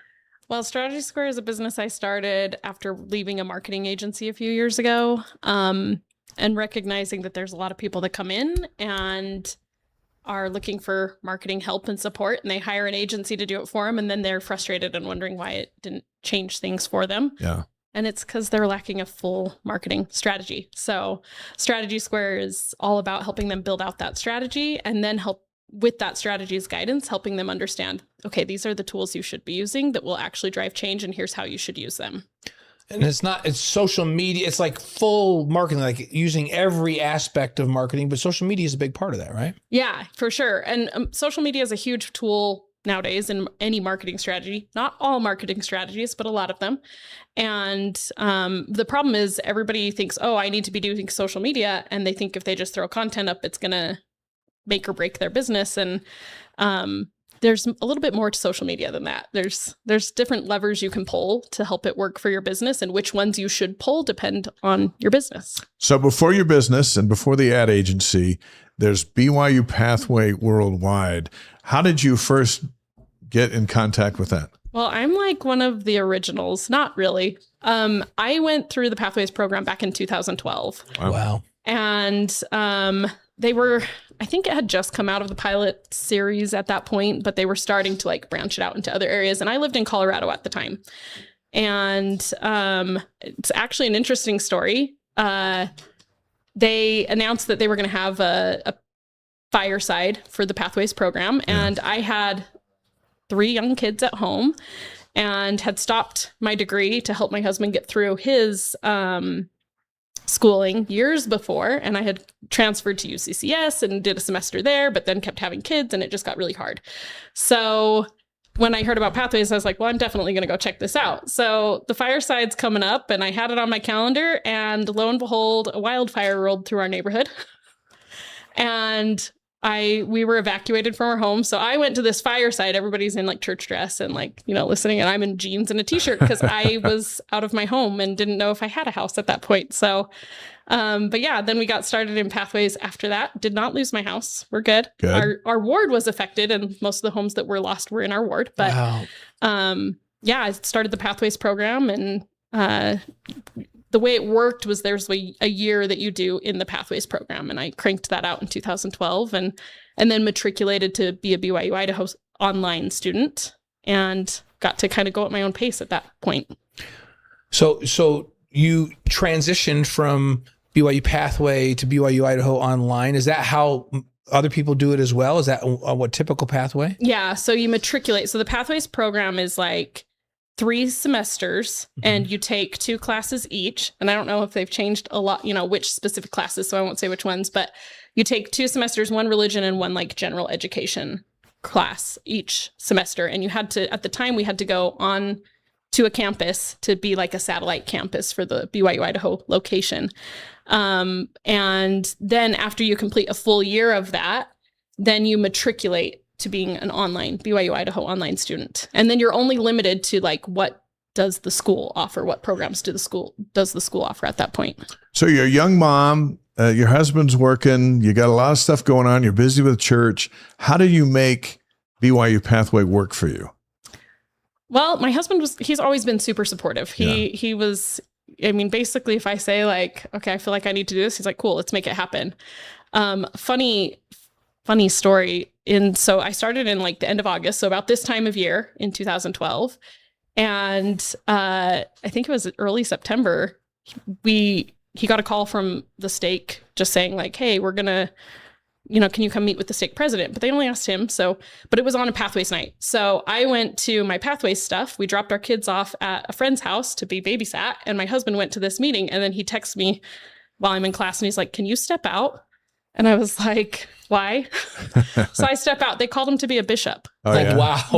3 weeks into my Pathways journey. So add that on to another challenge, right? Yeah. And blessing. Yeah. But it was once a week. And so we just managed our schedule. And, he had Tuesdays for his stuff and I had Thursdays for Pathways. And we just divided and conquered and found a way to make it happen. So it was, and that's my favorite thing about Pathways is it's so accommodating. Like it was truly an answer to prayers because I had done the full-time on-campus thing with 3 kids and it was really stressful. And I was able to do this at home and fit it in during nap time and in evenings. And it was actually nice that he was serving as bishop because he was gone on Tuesday nights. So I got all my schoolwork done and then went quiet and did my around thing. the Put house. the kids to bed, get the schoolwork done. And You go to bishopric meetings, right? Yeah, and they were little and it worked really well for us. That year was smooth. I wish all years since then would go that smooth. Amen to that. BYU Pathway grad Chantell Hammond is on the Wise Guys. Live around the world on YouTube, Facebook, Twitch, and wiseguys.com. So in what ways, because BYU Pathways led you to finishing your degree, how did that impact your confidence, your determination? How did it impact you? Well, I took a long time to finish. I, did the Pathways in 2012 through 2013 and then matriculated, and I didn't graduate till 2021. That's what my favorite thing was, is like, if there was a busy season of our lives, I just had to take one class a year to keep that, status. Yeah.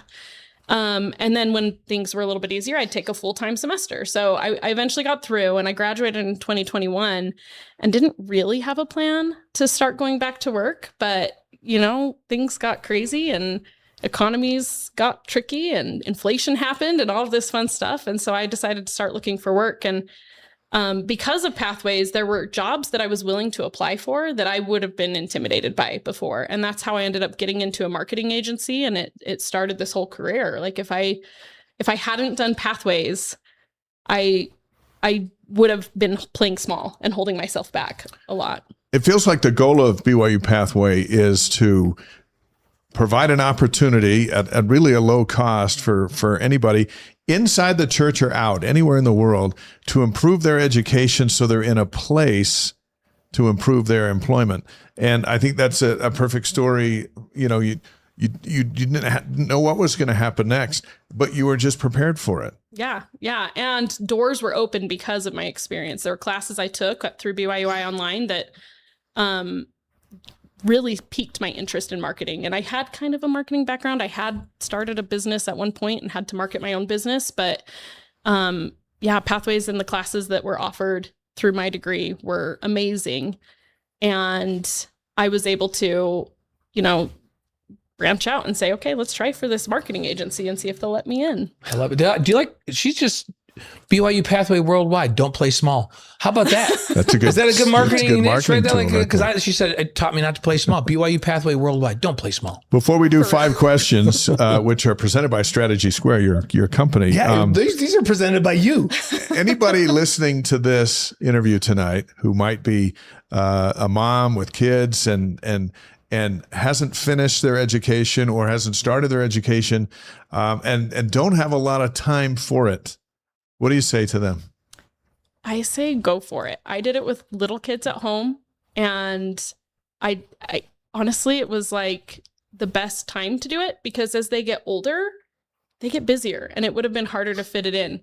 But more than anything, like all of the reasons that I would have given myself not to do it, I think we just are giving ourselves excuses, right? And maybe a little bit of fear of success and fear of what we could become. And I think that's one of my favorite things about and actually I learned this at BYU Idaho. In one of my classes, I had one of my, the other students in the class gave a devotional and they shared about how, Satan's he has different tools that he uses to try to hold us back and holding us back and not letting us realize our potential and what we're capable of is one of his things. And what Pathways and what this whole experience taught me is like our Father in heaven just wants us to know what we're capable of. Like He is so on our side and cheering us on, and just he's trying to help us see what we can do. That's like the whole point of this life, right? Like, look what you can do if you apply it yourself. So Pathways was just kind of opening the floodgates for me and learning that lesson. Very well said.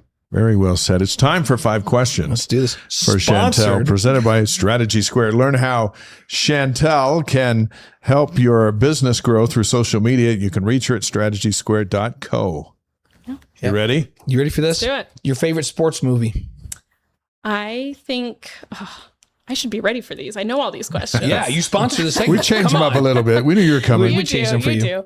I think it would have to be Hoosiers. Great choice. Same as Marie Osmond, by the way. Yeah. Great That's Marie's choice. favorite, yeah. It might change if you ask me a different day, because it just depends which one I'm Tonight feeling. it's Hoosiers. What about your favorite singer or band? That doesn't change.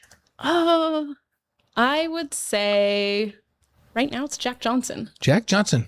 And I think it doesn't change. I think it's been Jack Johnson for a long And time. our last guest, Andrew George, like literally, he can play the guitar just like Jack Johnson, and he has a beautiful voice and can sing just like Jack Johnson. That's awesome. Something people don't know about Andrew. So. Nice. Well, my son Jack has picked up the guitar, and he's learning all the Jack Johnson Jack. songs too. Good stuff. So is that Jack? That's the Jack. All right, Jack, way to go, buddy.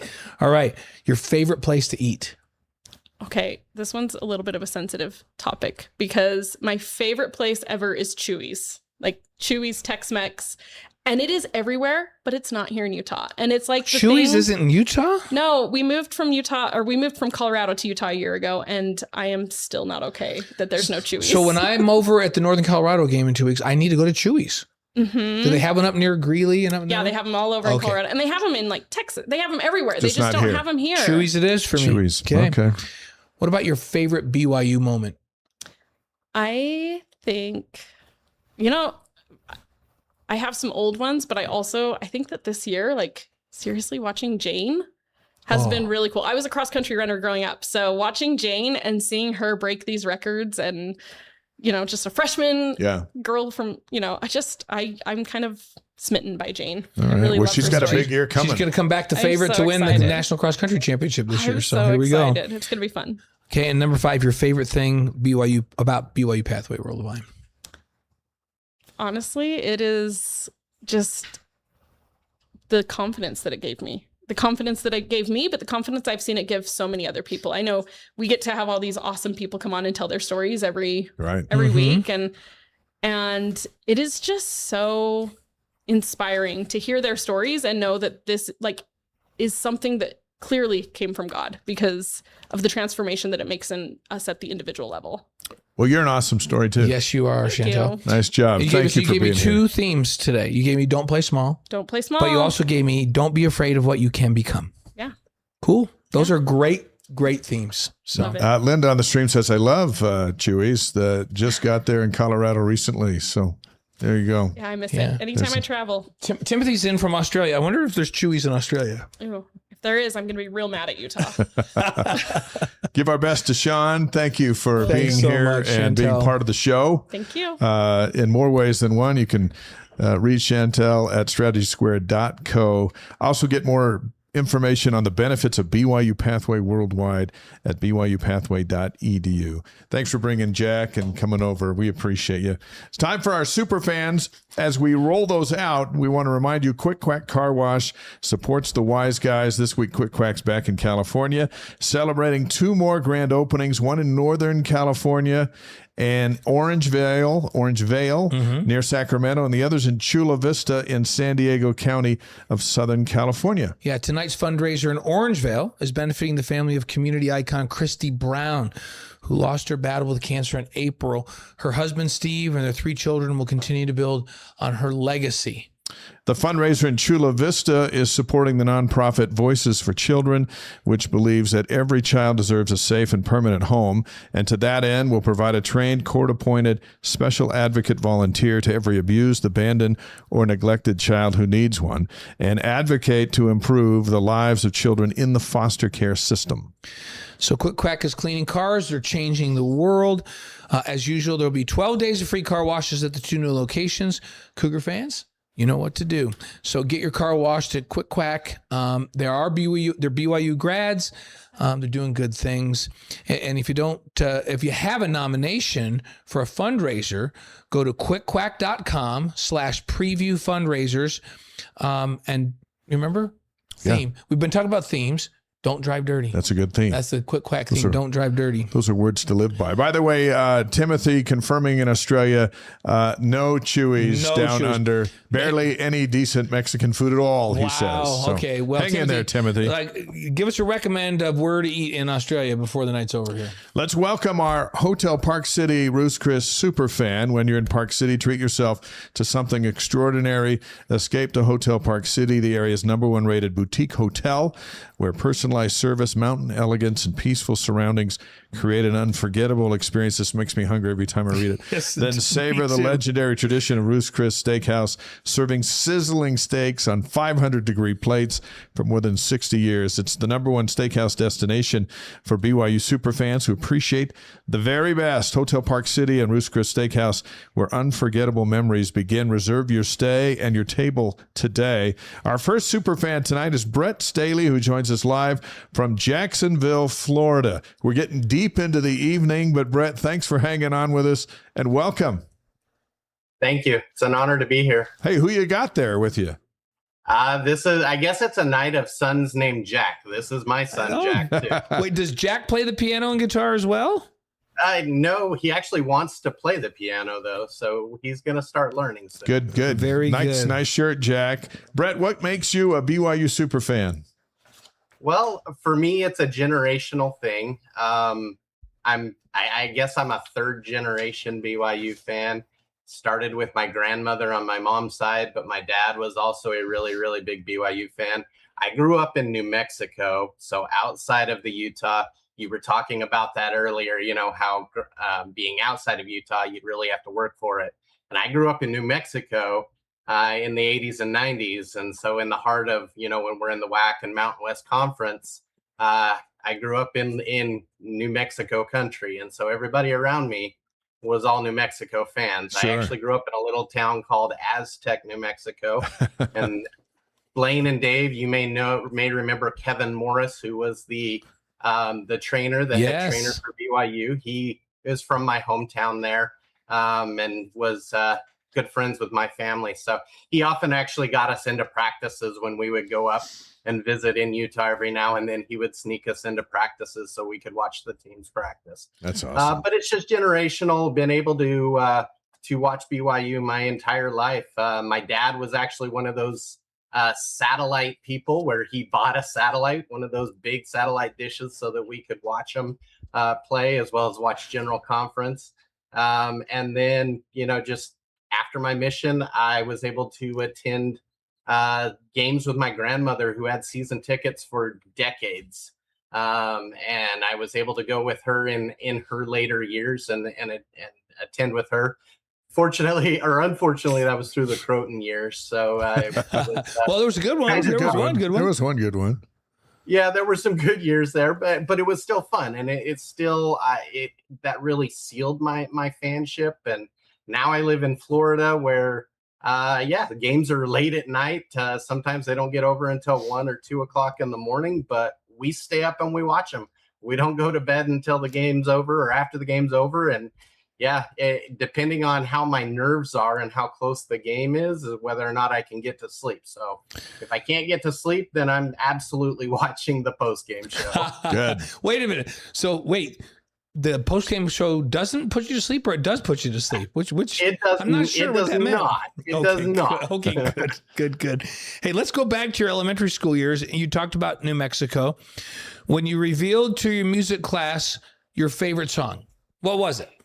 Yeah, so and maybe you recall back in the day in elementary school, you had a music class, and so my music teacher would let us bring in our favorite song. And so one day I decided to bring in Theismann Rap. And I wasn't even thinking about it. I was younger, so I wasn't even really thinking about it that, nobody knows who this is as this is playing, but I loved every minute of it, and I sang with it the whole time, and enjoyed it right in the heart of Lobo country. The That's awesome. Theismann wrap. Hey, on our stream at iRef Sports, Aztec, New Mexico, go Tigers. So That's the right. Aztec Tigers. Wow. So we've connected on the stream from Jacksonville to Aztec, New Mexico, to us here in Provo. Jack, I got a question for you. So your dad took you to the Pop-Tarts Bowl. What was it like in that moment when Evan Johnson grabbed that game-sealing interception in the end zone?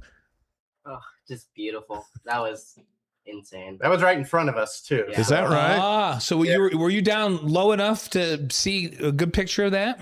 Yeah, we were only about 7 rows up. So from that, and it was right in that end zone. It was great. Were you stressed out, Jack, as they kind of drove down the field?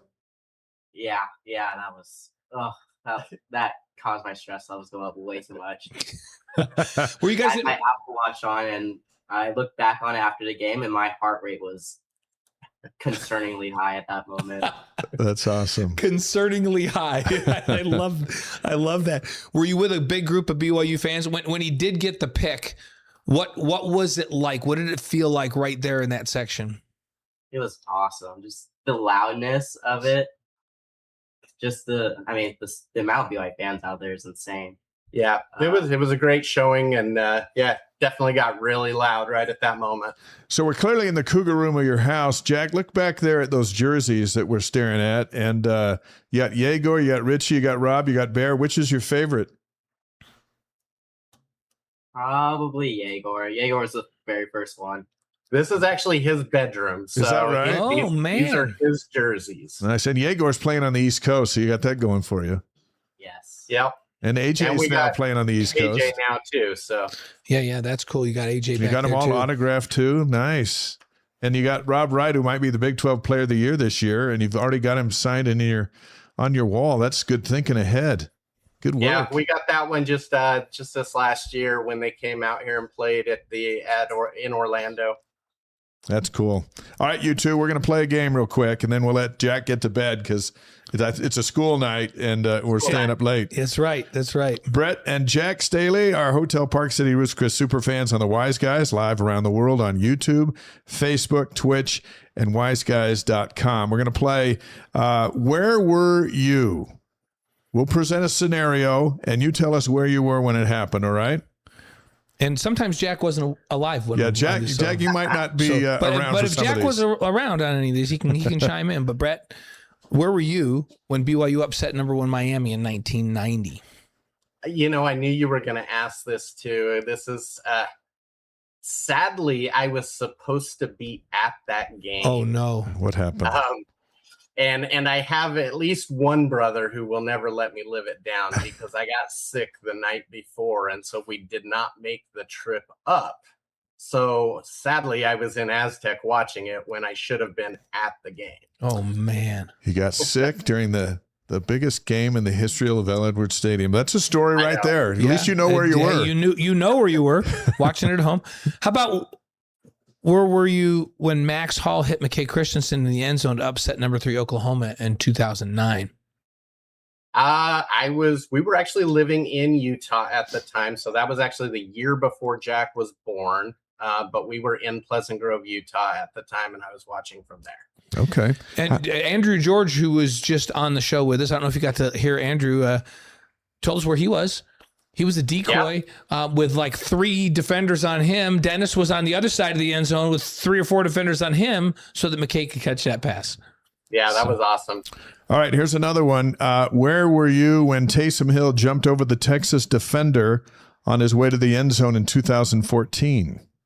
Yeah, we were out here in Jacksonville living in an apartment here. So, yeah, I remember that one, cheering as loud as I could. Yeah, it was great here in Jacksonville. We love it. Okay, now this one, Jack, this one's going to involve you. Okay, you ready? All right. All right. When Zach Wilson hit Micah Simon on a 64-yard bomb in the final minute to set up the game-tying field goal and eventual double overtime win at Tennessee in 2019, where were you? Here, Jacksonville. We're at this house. This house, yeah. Were Watching it in you the house? watching that Tennessee game together? We were at that time, at least at the start we were. I don't know that he made it after halftime, unfortunately. But Well, yeah, that was fantastic. We were definitely watching that one to start with, and just such a fantastic finish. And oh man, such a comeback. I remember thinking, how do they leave a guy open, or how do you give up a 64-yard pass in that situation? But I was happy that it I happened. thought the same thing. Yeah, when I saw him on the TV, you could see him clear as day, just open. So it was, yeah. Yeah, but I can't imagine leaving him that open. But to this day, I ask, what was Utah's defense doing when Austin Collie ran behind him? They still don't know. They still don't know what's going on. That's true. So hey, let's finish up with this, guys. Give us, each one of you, the key to a big season coming up here. What's got to happen for BYU to be good again this fall? Jack, let's start with you.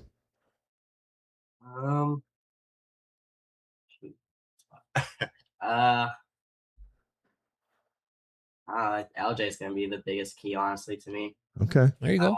I think he has the potential to be first round, and I think if we can definitely use him like we did last year. There you go. LJ. It's all about LJ. All right, Feed him Brett. the ball. Okay, how about you, Brett?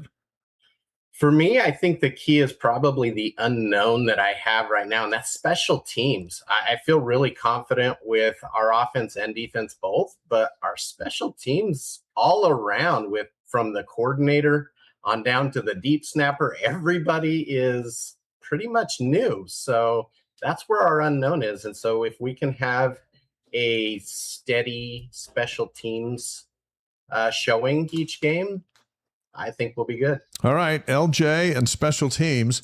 Hey, we'll see you guys in 19 days on the pregame show on game day, because we know you'll be watching from your home in Jacksonville if you're not here for the Utah Tech game. Brett and Jack, guys, thank you for staying up with us. It's good to have the Staileys as super fans on our show. And Jack, I don't know if it'll help your street cred or not, but you can tell the boys in the ward that you're friends of Dave and Blaine, all right? All right. And you can tell them you were on a live stream that people were watching in Singapore, in Australia. Like you were global tonight. You were global tonight. So it's worth staying up for. So Yeah. Thank you, guys. Appreciate you. We'll see you all Appreciate it, guys. season. Go All right. Cougars. There's the Staileys in Jacksonville, Florida, live here on the Wise Guys. If you're a BYU super fan, we'd love to bring you on the show. Just go to the link at wiseguys.com and provide your contact information and a paragraph or two about what makes you a BYU super fan, and we'll make it happen. Wise Guys is a show for all Cougar Nation, no matter what country you live in. We can have you in studio or we can have you live over Zoom. So we're in Florida and now we're here. And our next Hotel Park City Ruth's Chris super fan is Janene Creer, who's joined us in our studio. Got here a little while ago, and so you've been able now to soak in the show. Welcome. Thank you. What do you think of the place? It's all good except for the University. Everyone says that. It must be a real problem with the University. And I have to of Utah. tell you, when we first had it, it was over on this wall, and for some reason, it was more prominent on the camera, and people demanded that we move it. So we should like move it into one of the lockers or something. We like how you think, and that seems to be a running theme with our super fans. It really Hey, does. everything's great. Why is there a Ute thing over there on the Yeah, wall? we're just respecting the league. We just have to respect the league. Okay. So, well, what makes you a BYU super fan? Well, unlike some of your other super fans, I am not generational. My parents didn't go to BYU. Nobody else went to BYU. We didn't live here. So when I was a freshman, my roommates and I slept out at the Marriott Center to get our tickets, and because that's how you did it back then. That's right. And just from that year forward, I love everything about BYU football in particular. Football's my thing. Yeah. If girls could have played. You would back have in the day, been a football. I would have played. There you go. And so, but I love everything about BYU, all their sports. But We just had Brett on from Florida, who was sick the night BYU beat Miami. Yeah. But you had a campus job in 1990 when Ty and the Cougars beat the Hurricanes. Tell us about your job? well, my roommates and I cleaned the stadium after the games. So yes, we were at that game. That's like my favorite college memory. And then we stayed and cleaned up afterwards. That was a crazy night, and the place was sold out, and it was electric. You remember that, I'm sure. Yes. How long did it take to clean the stadium that night? I don't remember. Did you even care, or were you guys all walking above the stadium as you were cleaning it? Yeah. You had to get everyone out first, right? And no one wanted to leave. Yeah. Yeah. Just down there on the. Did you storm the field with your I pre-rock? remember We'll call everybody them? storming the field, but I don't know if I did. And you know what's horrible? After I made your comment about the U thing, I found a picture recently from that game, and I was wearing a red shirt. You wore a red shirt to the BYU Miami game. Back then, it wasn't. You didn't have like as much Cougar gear and stuff. That's true. If Dave and I accident, and I'm colorblind by the way, I can't see red or green. If I accidentally have a little red in my tie, I get berated by the public that I wore red. Red that we can wear at Christmas time, shocked. 4th of July. Shocked. That's about it. So you wore red to the. I did. That's all Can you right, believe though. it? That's all right. I still have my ticket even from the game. So. That's awesome. So your husband's job in the Air Force, you become an international BYU fan. Yes. 8 years in Germany. What did you do to stay connected with the Cougs during that time? Sometimes we just had to listen. Other times there's a ESPN channel over there. And if you're military, you get it for free. Oh, yeah? Mm-hmm. And so we did get to watch a lot of the games on that. I spent a lot of time like getting free, signing up for free things so we could watch a game Sure. and canceling it. But they were off and on at like 2, 3 in the morning. So when they'd start, I'd stay up for most of them. Really? So would you just stay up or would you get a nap and then set an alarm and get back up or just stay up the whole night? I'd just stay up. You just start the tailgate at midnight? That's a super fan right there. If I was really tired, I'd just have it on my phone, like while I was laying in bed, just keep checking on it. Wow. Well, at least the games weren't in German, right? You could hear them in English. Exactly. That's good. Janene Creer is a Hotel Park City Ruth's Chris super fan on the Wise Guys tonight with us live on YouTube, Facebook, Twitch, and wiseguys.com. What is it about attending games at Lavelle Edwards Stadium with your family? And what's that like? So it's usually just my husband and I. Nobody else really cares to go, but we love doing that. That was a big thing when we came back here. He was the ROTC commander. Oh, wow. For his last job in the Air Force. And so, we get the discount for football tickets. And nice. So that was like the number one important thing for me. But so we love going to the games together. And What's the vibe like? Tell us what's the vibe you experience sitting in that stadium ready for a game? It's just being there. Like, I just love it. I don't know. We like to do the pregame stuff. He works for the business school now, so we go to the business school tent a lot. And this is the whole atmosphere, everything about it. Do you ever come over in Cougar Canyon and check out Dave and I on our Yeah, pregame we walk show? through there. We'll throw you a football. If you come over this year, we'll throw you a football. We see you. We'll give you Awesome. football for All right. So There's something about, and we're going to experience it here in 3 weeks, the band marching down the lane like Santa Claus because Kalani's coming right behind there and the team. And you just, the game is still hours away, but the pageantry is underway. You can feel it, right? It gives you goosebumps sometimes. Yeah. Just like I can't wait for it to start. So just makes me happy. well, we asked Jack and Brett this. What's your keys for BYU to have success this fall? What do you think is the key to BYU getting to the Big 12 championship game again? And how about to the college football playoff this year? What do they have to do? They got to play clean. Everybody's got to do their job. Like, I don't think it can depend on one guy being Can't a just be superstar. LJ or Bear. No. They got to work together and they got to not have penalties, not do stupid things. Play Is clean. that what you shout out from your seats up there? It's like, quit doing stupid stuff. Play clean and don't do stupid things. Those are words to live by too. Yeah. We've learned a lot play here on clean this means show. don't turn it over Yeah. and don't don't turn it over and don't do stupid stuff. Which game are you most excited to see? Probably Notre Dame. Yeah. Yeah, we have some friends that are like diehard Notre Dame fans. He's the chief of staff of the Air Force right now. Oh, wow. Is he or based? Master chief Where's of the he Air Force. based? They're in DC. So will he come out here for the game? I think he is. I'm not sure. We should have a but- flyover for that game too. But we really need to win because last Yeah. time we went to a Notre Dame game down in Vegas with them. It wasn't a good. it wasn't Work out. Wasn't a good That didn't outcome work for out us. so We good. definitely need, just for that alone, we need to even the score with your friends. They're number 4 and BYU's 14. You like 14 in the poll today? Yeah, it could be a little higher, I think, and I don't think Notre Dame should be at 4, but You think they should be like closer to BYU? yeah. But personal we preference. kind of want them. We kind of want them to be 2 or 1 when they come in, right? And BYU and then like beat maybe them. 8 or 7 and then beat them. Yes. That's kind of the As long as plan. we beat them. Dave and I have had that plan in our heads for a long time. Because you beat them, and you don't have to be perfect. Yeah. You beat them. That forgives a lot of misgivings. Yeah. Especially when it comes time for the playoff committee.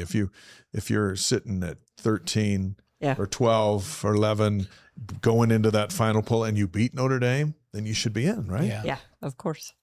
Makes it all good. Now, that doesn't mean it's automatic because we've seen some really strange things, right? So Yes. when they booked this game after last season, Notre Dame was left out, right? Because they didn't have enough meat on their schedule. And BYU could have used a forgiveness game from the Texas Tech games, and a Notre Dame game would have been it. Yeah. So I get it. All right. You ready for 5 questions? Sure. Yours are different than the ones you've heard, though. Okay. Yeah, they're different Listen, than we're going to learn Chantell's. more about you in the next and 2 so- minutes than we've ever known in our life. Remind everybody that 5 Questions is presented by Strategy Square, and you all met Chantell earlier today. Yes. So now everybody knows who Chantell is and Strategy Square. Who's your favorite BYU quarterback of all time? That's a toss-up. I mean, I'm the Ty Dittmer era, so and I was nothing at wrong that with Ty. Miami He game. did win the Heisman Yeah. Trophy. But I love Bear. Oh, you think like he's- so Bear, and he's just a young pup now. Well, I know. What is a baby bear called? He's just a cub. He's a Cub. We love the Cubs. He's just a cub. I just like his personality, and he's just a happy guy and happy to Listen, be here. And do not get Ty on the phone with us tonight because Yeah. he's been bounced for Bear after one Yeah, season. this can't happen. But that's going to happen. You know what? Bear's on his way. I think he goes and sings to old people. Like that's just I know. awesome. There's something to be said. All for right, that. Bear's in there. So, Okay. how about your favorite running back of all time? Jamal Jamal Williams, Yeah. Williams or Willis? Williams. Because we've had 2 really good Yeah, Jamals, I right? know. So Jamal Jamal Williams, Williams. yeah, he's fun. Do you think LJ can break his record this year? I don't know. I think he could. He's got to stay healthy, Yeah. He's gotta run. He's over Right. 1,300 yards. So and it might help to get a couple extra games at the end. yeah, that would help. Yeah. A playoff Yeah. run would help. But he's Yeah. got a shot. yeah. So, Okay. how about your favorite BYU receiver of all time? Probably Mitch Matthews. Yeah. I just saw Mitch yesterday. So, really? Yeah. Yeah, just because the few games that we did get to take our kids to were when we were living in Texas, and we got to meet him at one of the firesides that they did Yeah. and watch him play, and so He's fun. Mitch was just on a few weeks ago, wasn't he? Yeah. Yeah. Actually, I didn't see Mitch yesterday. I saw Maddie, his wife, and they have a tiny, brand new little baby. A boy, and didn't they? he's just tiny, and I can't. In Mitch's hands, he's got to be even tinier. I forget how little they are, right? Yeah. So Hey, on the stream, Carrie says, "Hi, Janene. Love seeing you on TV. Oh, Crazy Carrie, Coog.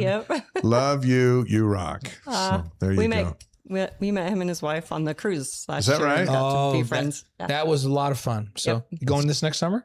Oh yes. Oh yeah, Of great. course. So, how about your favorite BYU game of all time? I think we know this. If it wasn't Miami, Okay, let's choose one maybe other than. What's something your else. second favorite? Because we know Miami's your favorite. What's your second favorite? Probably the one where Taysom leaped the guy Leaped at over the Texas, Texas. just because I was there with my kids, and so it was super fun. So you were in Austin for that, or was it the year before when you were here in the hurricane No, in Austin. in Austin? Yeah, we were living in Abilene at the time, so we went over to Austin to the game. That's awesome. We were there too. We were all together, but yet we didn't know that until tonight. Wasn't that something when Yeah. they just beat the lights out of them in the Yes. second half? Yeah, we And were there. all those Longhorn fans just had to sit there and We watch were it. there, and Dave and I kept saying to each other, "What is going on right now? Like this can't be real." Yeah. It was fun. The It was Taysom awesome. leap. Okay. Okay. What's your favorite thing about Kalani Sitake? What's not to like about Kalani? Well, I love that he's from Tonga. I have a soft spot in my heart for that place. But he's just a level-headed guy. He's fun. He dances, He does do that. and he's a good coach. It's a good He coach. dances his- and he's a good Yeah, coach. I like his coaching Those What philosophy. is good your things. soft spot for Tonga? It's a long story. Yeah, Yeah. just a soft spot for Yeah. him. Just have a lot of connections. They were just over there this People there. summer. I know. I'm like, Yeah. you need me to go with you if you do that again. Yeah. Yeah, Raider Demooney came on the show and talked about his trip down there and how neat it was. So My son and I were supposed to go visit someone there, but it was COVID year, and it got canceled yeah. the week before we were supposed to go, thankfully, or we would have been stuck in Tonga for a long, long time. long time. Yeah. We love your shirt. Did you come in with a BYU blanket or sweater? No, it's you What is guys it? had that guy on the other night, and They he had a had, poncho. He wore a poncho. Look at And this he's- poncho. I bought this one on the cruise. Is there anything on the back of it, or is it just? No, just blue and So white. on the white. cruise out there in the Did you guys in the- not get off in Puerto Vallarta? I did. They had that. That's right. They I had did. all that BYU stuff. It was Yeah. awesome. This shirt, I had the same shirt. Yeah. That's from the cruise as well. Yes. Cruising with the Cougs. It's my favorite BYU so you got a shirt. sweater on the cruise. Yeah. No, I got a poncho Oh, a on the poncho cruise. on the cruise. But it was That's it's awesome. handmade in Mexico. Listen, you might need that poncho Wait a when minute. Cincinnati comes in here it's at great. Thanksgiving. Made in China.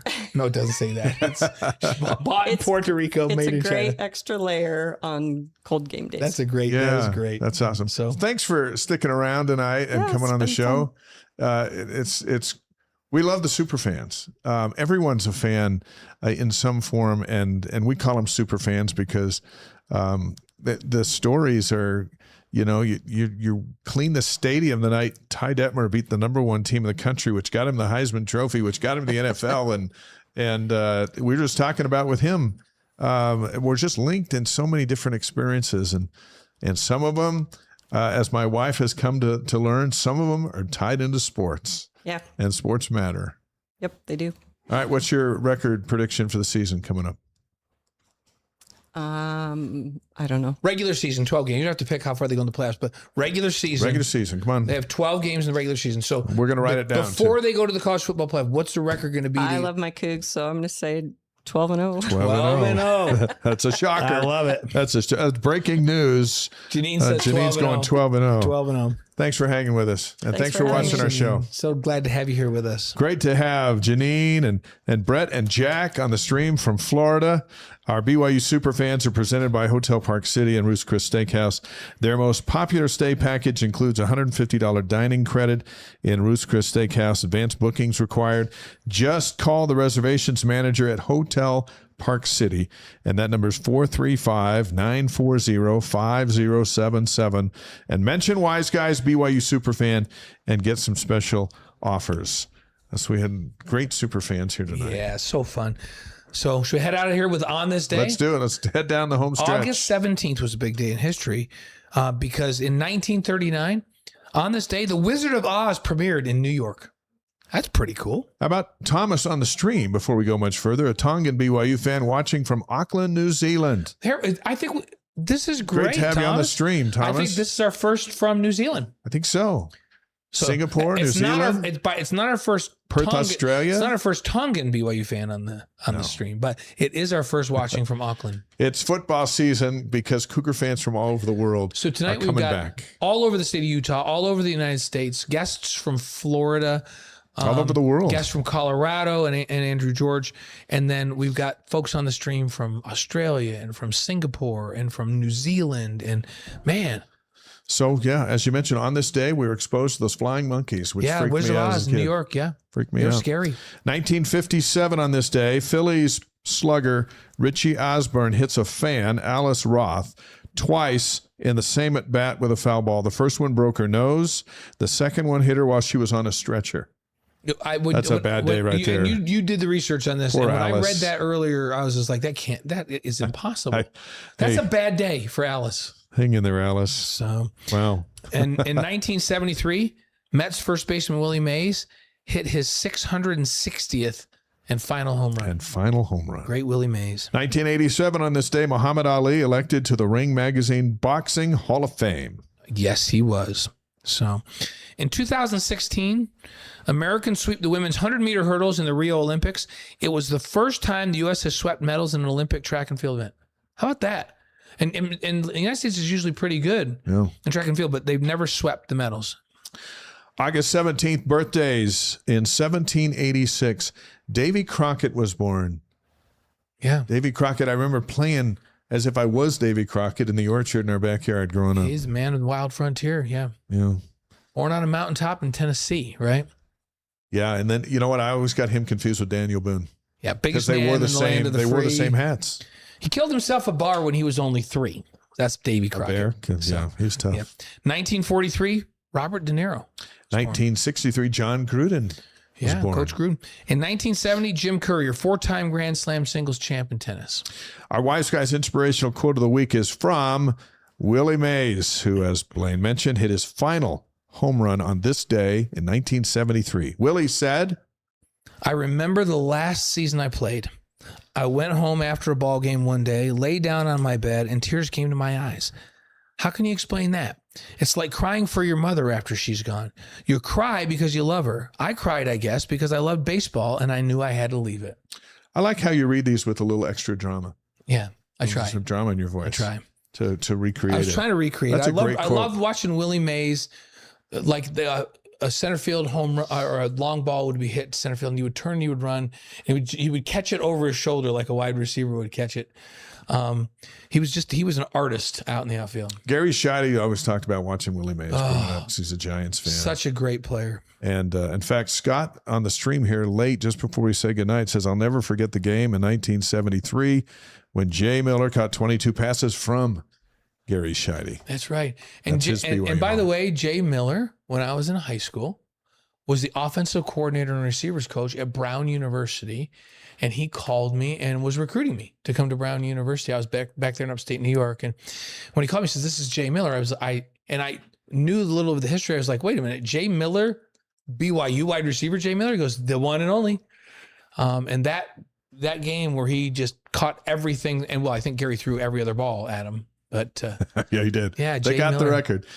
Here's Thomas again from New Zealand. Yes, a lot of BYU football fans here in New Zealand wishing Kalani Sitake all the best this football season, and let's win the Big 12 this year. Go Cougs! What a great message, Awesome. Thomas.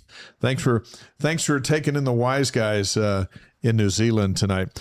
Wise Guys would love to connect all of you to Cougar Tribe. You can sign up for free at cougartribe.com and interact with a wide community of BYU fans throughout the week, including a special Q&A session with us, the Wise Guys. Sign up today at cougartribe.com. And thanks to our guest tonight. What a great guest we had tonight. Former Cougar tight end Andrew George, BYU-Pathway grad Chantell Hammond, and superfans Bret Stailey and Janene Creer. And Jack Stailey. That's right. Jack was on Jack too. was I in forget. too. Jack. Yeah. That was great. Next week, former Cougar and BYU TV football analyst Harvey Langi will join us. Adam Edmunds, the CEO of Entrata. His company will be on the front of BYU's jerseys this fall. So we're going to talk to him about that. That's cool. That's never happened before. And we'll have 2 more BYU superfans. So it'll be fun. Harvey's always full of energy. Oh, yeah. And he's had all summer to think and stuff I'm up. telling you, he's been thinking of stuff. I see him at the gym. He's thinking a lot of stuff. So he'll be bringing it next week, and we'll be talking football. That'll be great. Where can you find us? AFR tomorrow. We got that going. And it airs. It's available at 5 p.m. Mountain Time. So anytime from 5 on, you can watch it on the BYU TV app. And there's ESPN Plus Right. For that, too. And I'll see you in the Deseret News throughout the week We as have well. multiple good articles already. It's been a busy week. There's a lot going on. It's crazy. The article today with Cialia Serra, Yeah. who is 10 pounds lighter, and you can read that at Deseret.com. By the way, The Leadership Legacy of Lavelle Edwards, written by Mark Ogletree, who was here with us last night, and myself, available at Amazon Books and the BYU store, and you'll find Blaine quoted in it quite a bit. So pick up that, and here's the thing. Lavelle was all about winning, but he was about so much more. I shouldn't say he's all about winning. He won a lot, but what really lasts in the minds and hearts of so many of us is the legacy of leadership. And how to treat people while you're doing it. And the thing about Lavelle, he won so many games because he didn't focus on winning so many games. He focused on all the things that are important that result in winning games. And it feels like Kalani is cut from that cloth, doing the exact same thing. It is Kalani's idol. It's his. That's who he looks to, and how he's decided he wants to build this program the way Lavelle built it when he played here, which is great. And he's doing it great. Wise Guys is sponsored by Brady Plus, Supplies Plus Support Coast to Coast.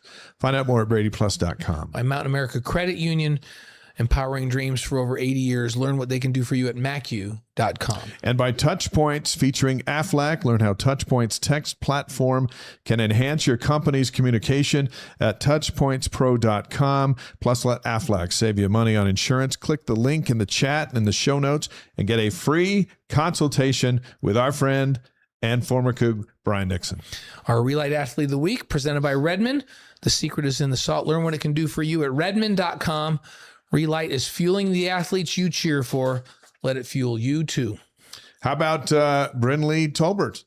She's our first new Re-Lyte athlete of the week. We were doing look backs because it was summer, but now We're in the it. fall sports season is here, so we're gonna have a brand new Re-Lyte athlete of the week for you every week. She had the game winner at UCLA. Game winner at UCLA. That And she's gets you. just a freshman. That gets you the Re-Lyte Athlete of the Week. BYU Superfans presented by Hotel Park City and Ruth's Chris Steakhouse. Book your stay and your steak today. Thanks for watching, everybody. We got AFR tomorrow. It's going to be awesome. The schedule show, we're rolling through them all. We're going to talk about all these teams. We got nice scouting reports for you on all the teams. And then Nick's will be along. We'll get his take on the AP poll as well. Exactly. So we'll be here next Monday on an all new Wise Guys. See you then. See you, everybody.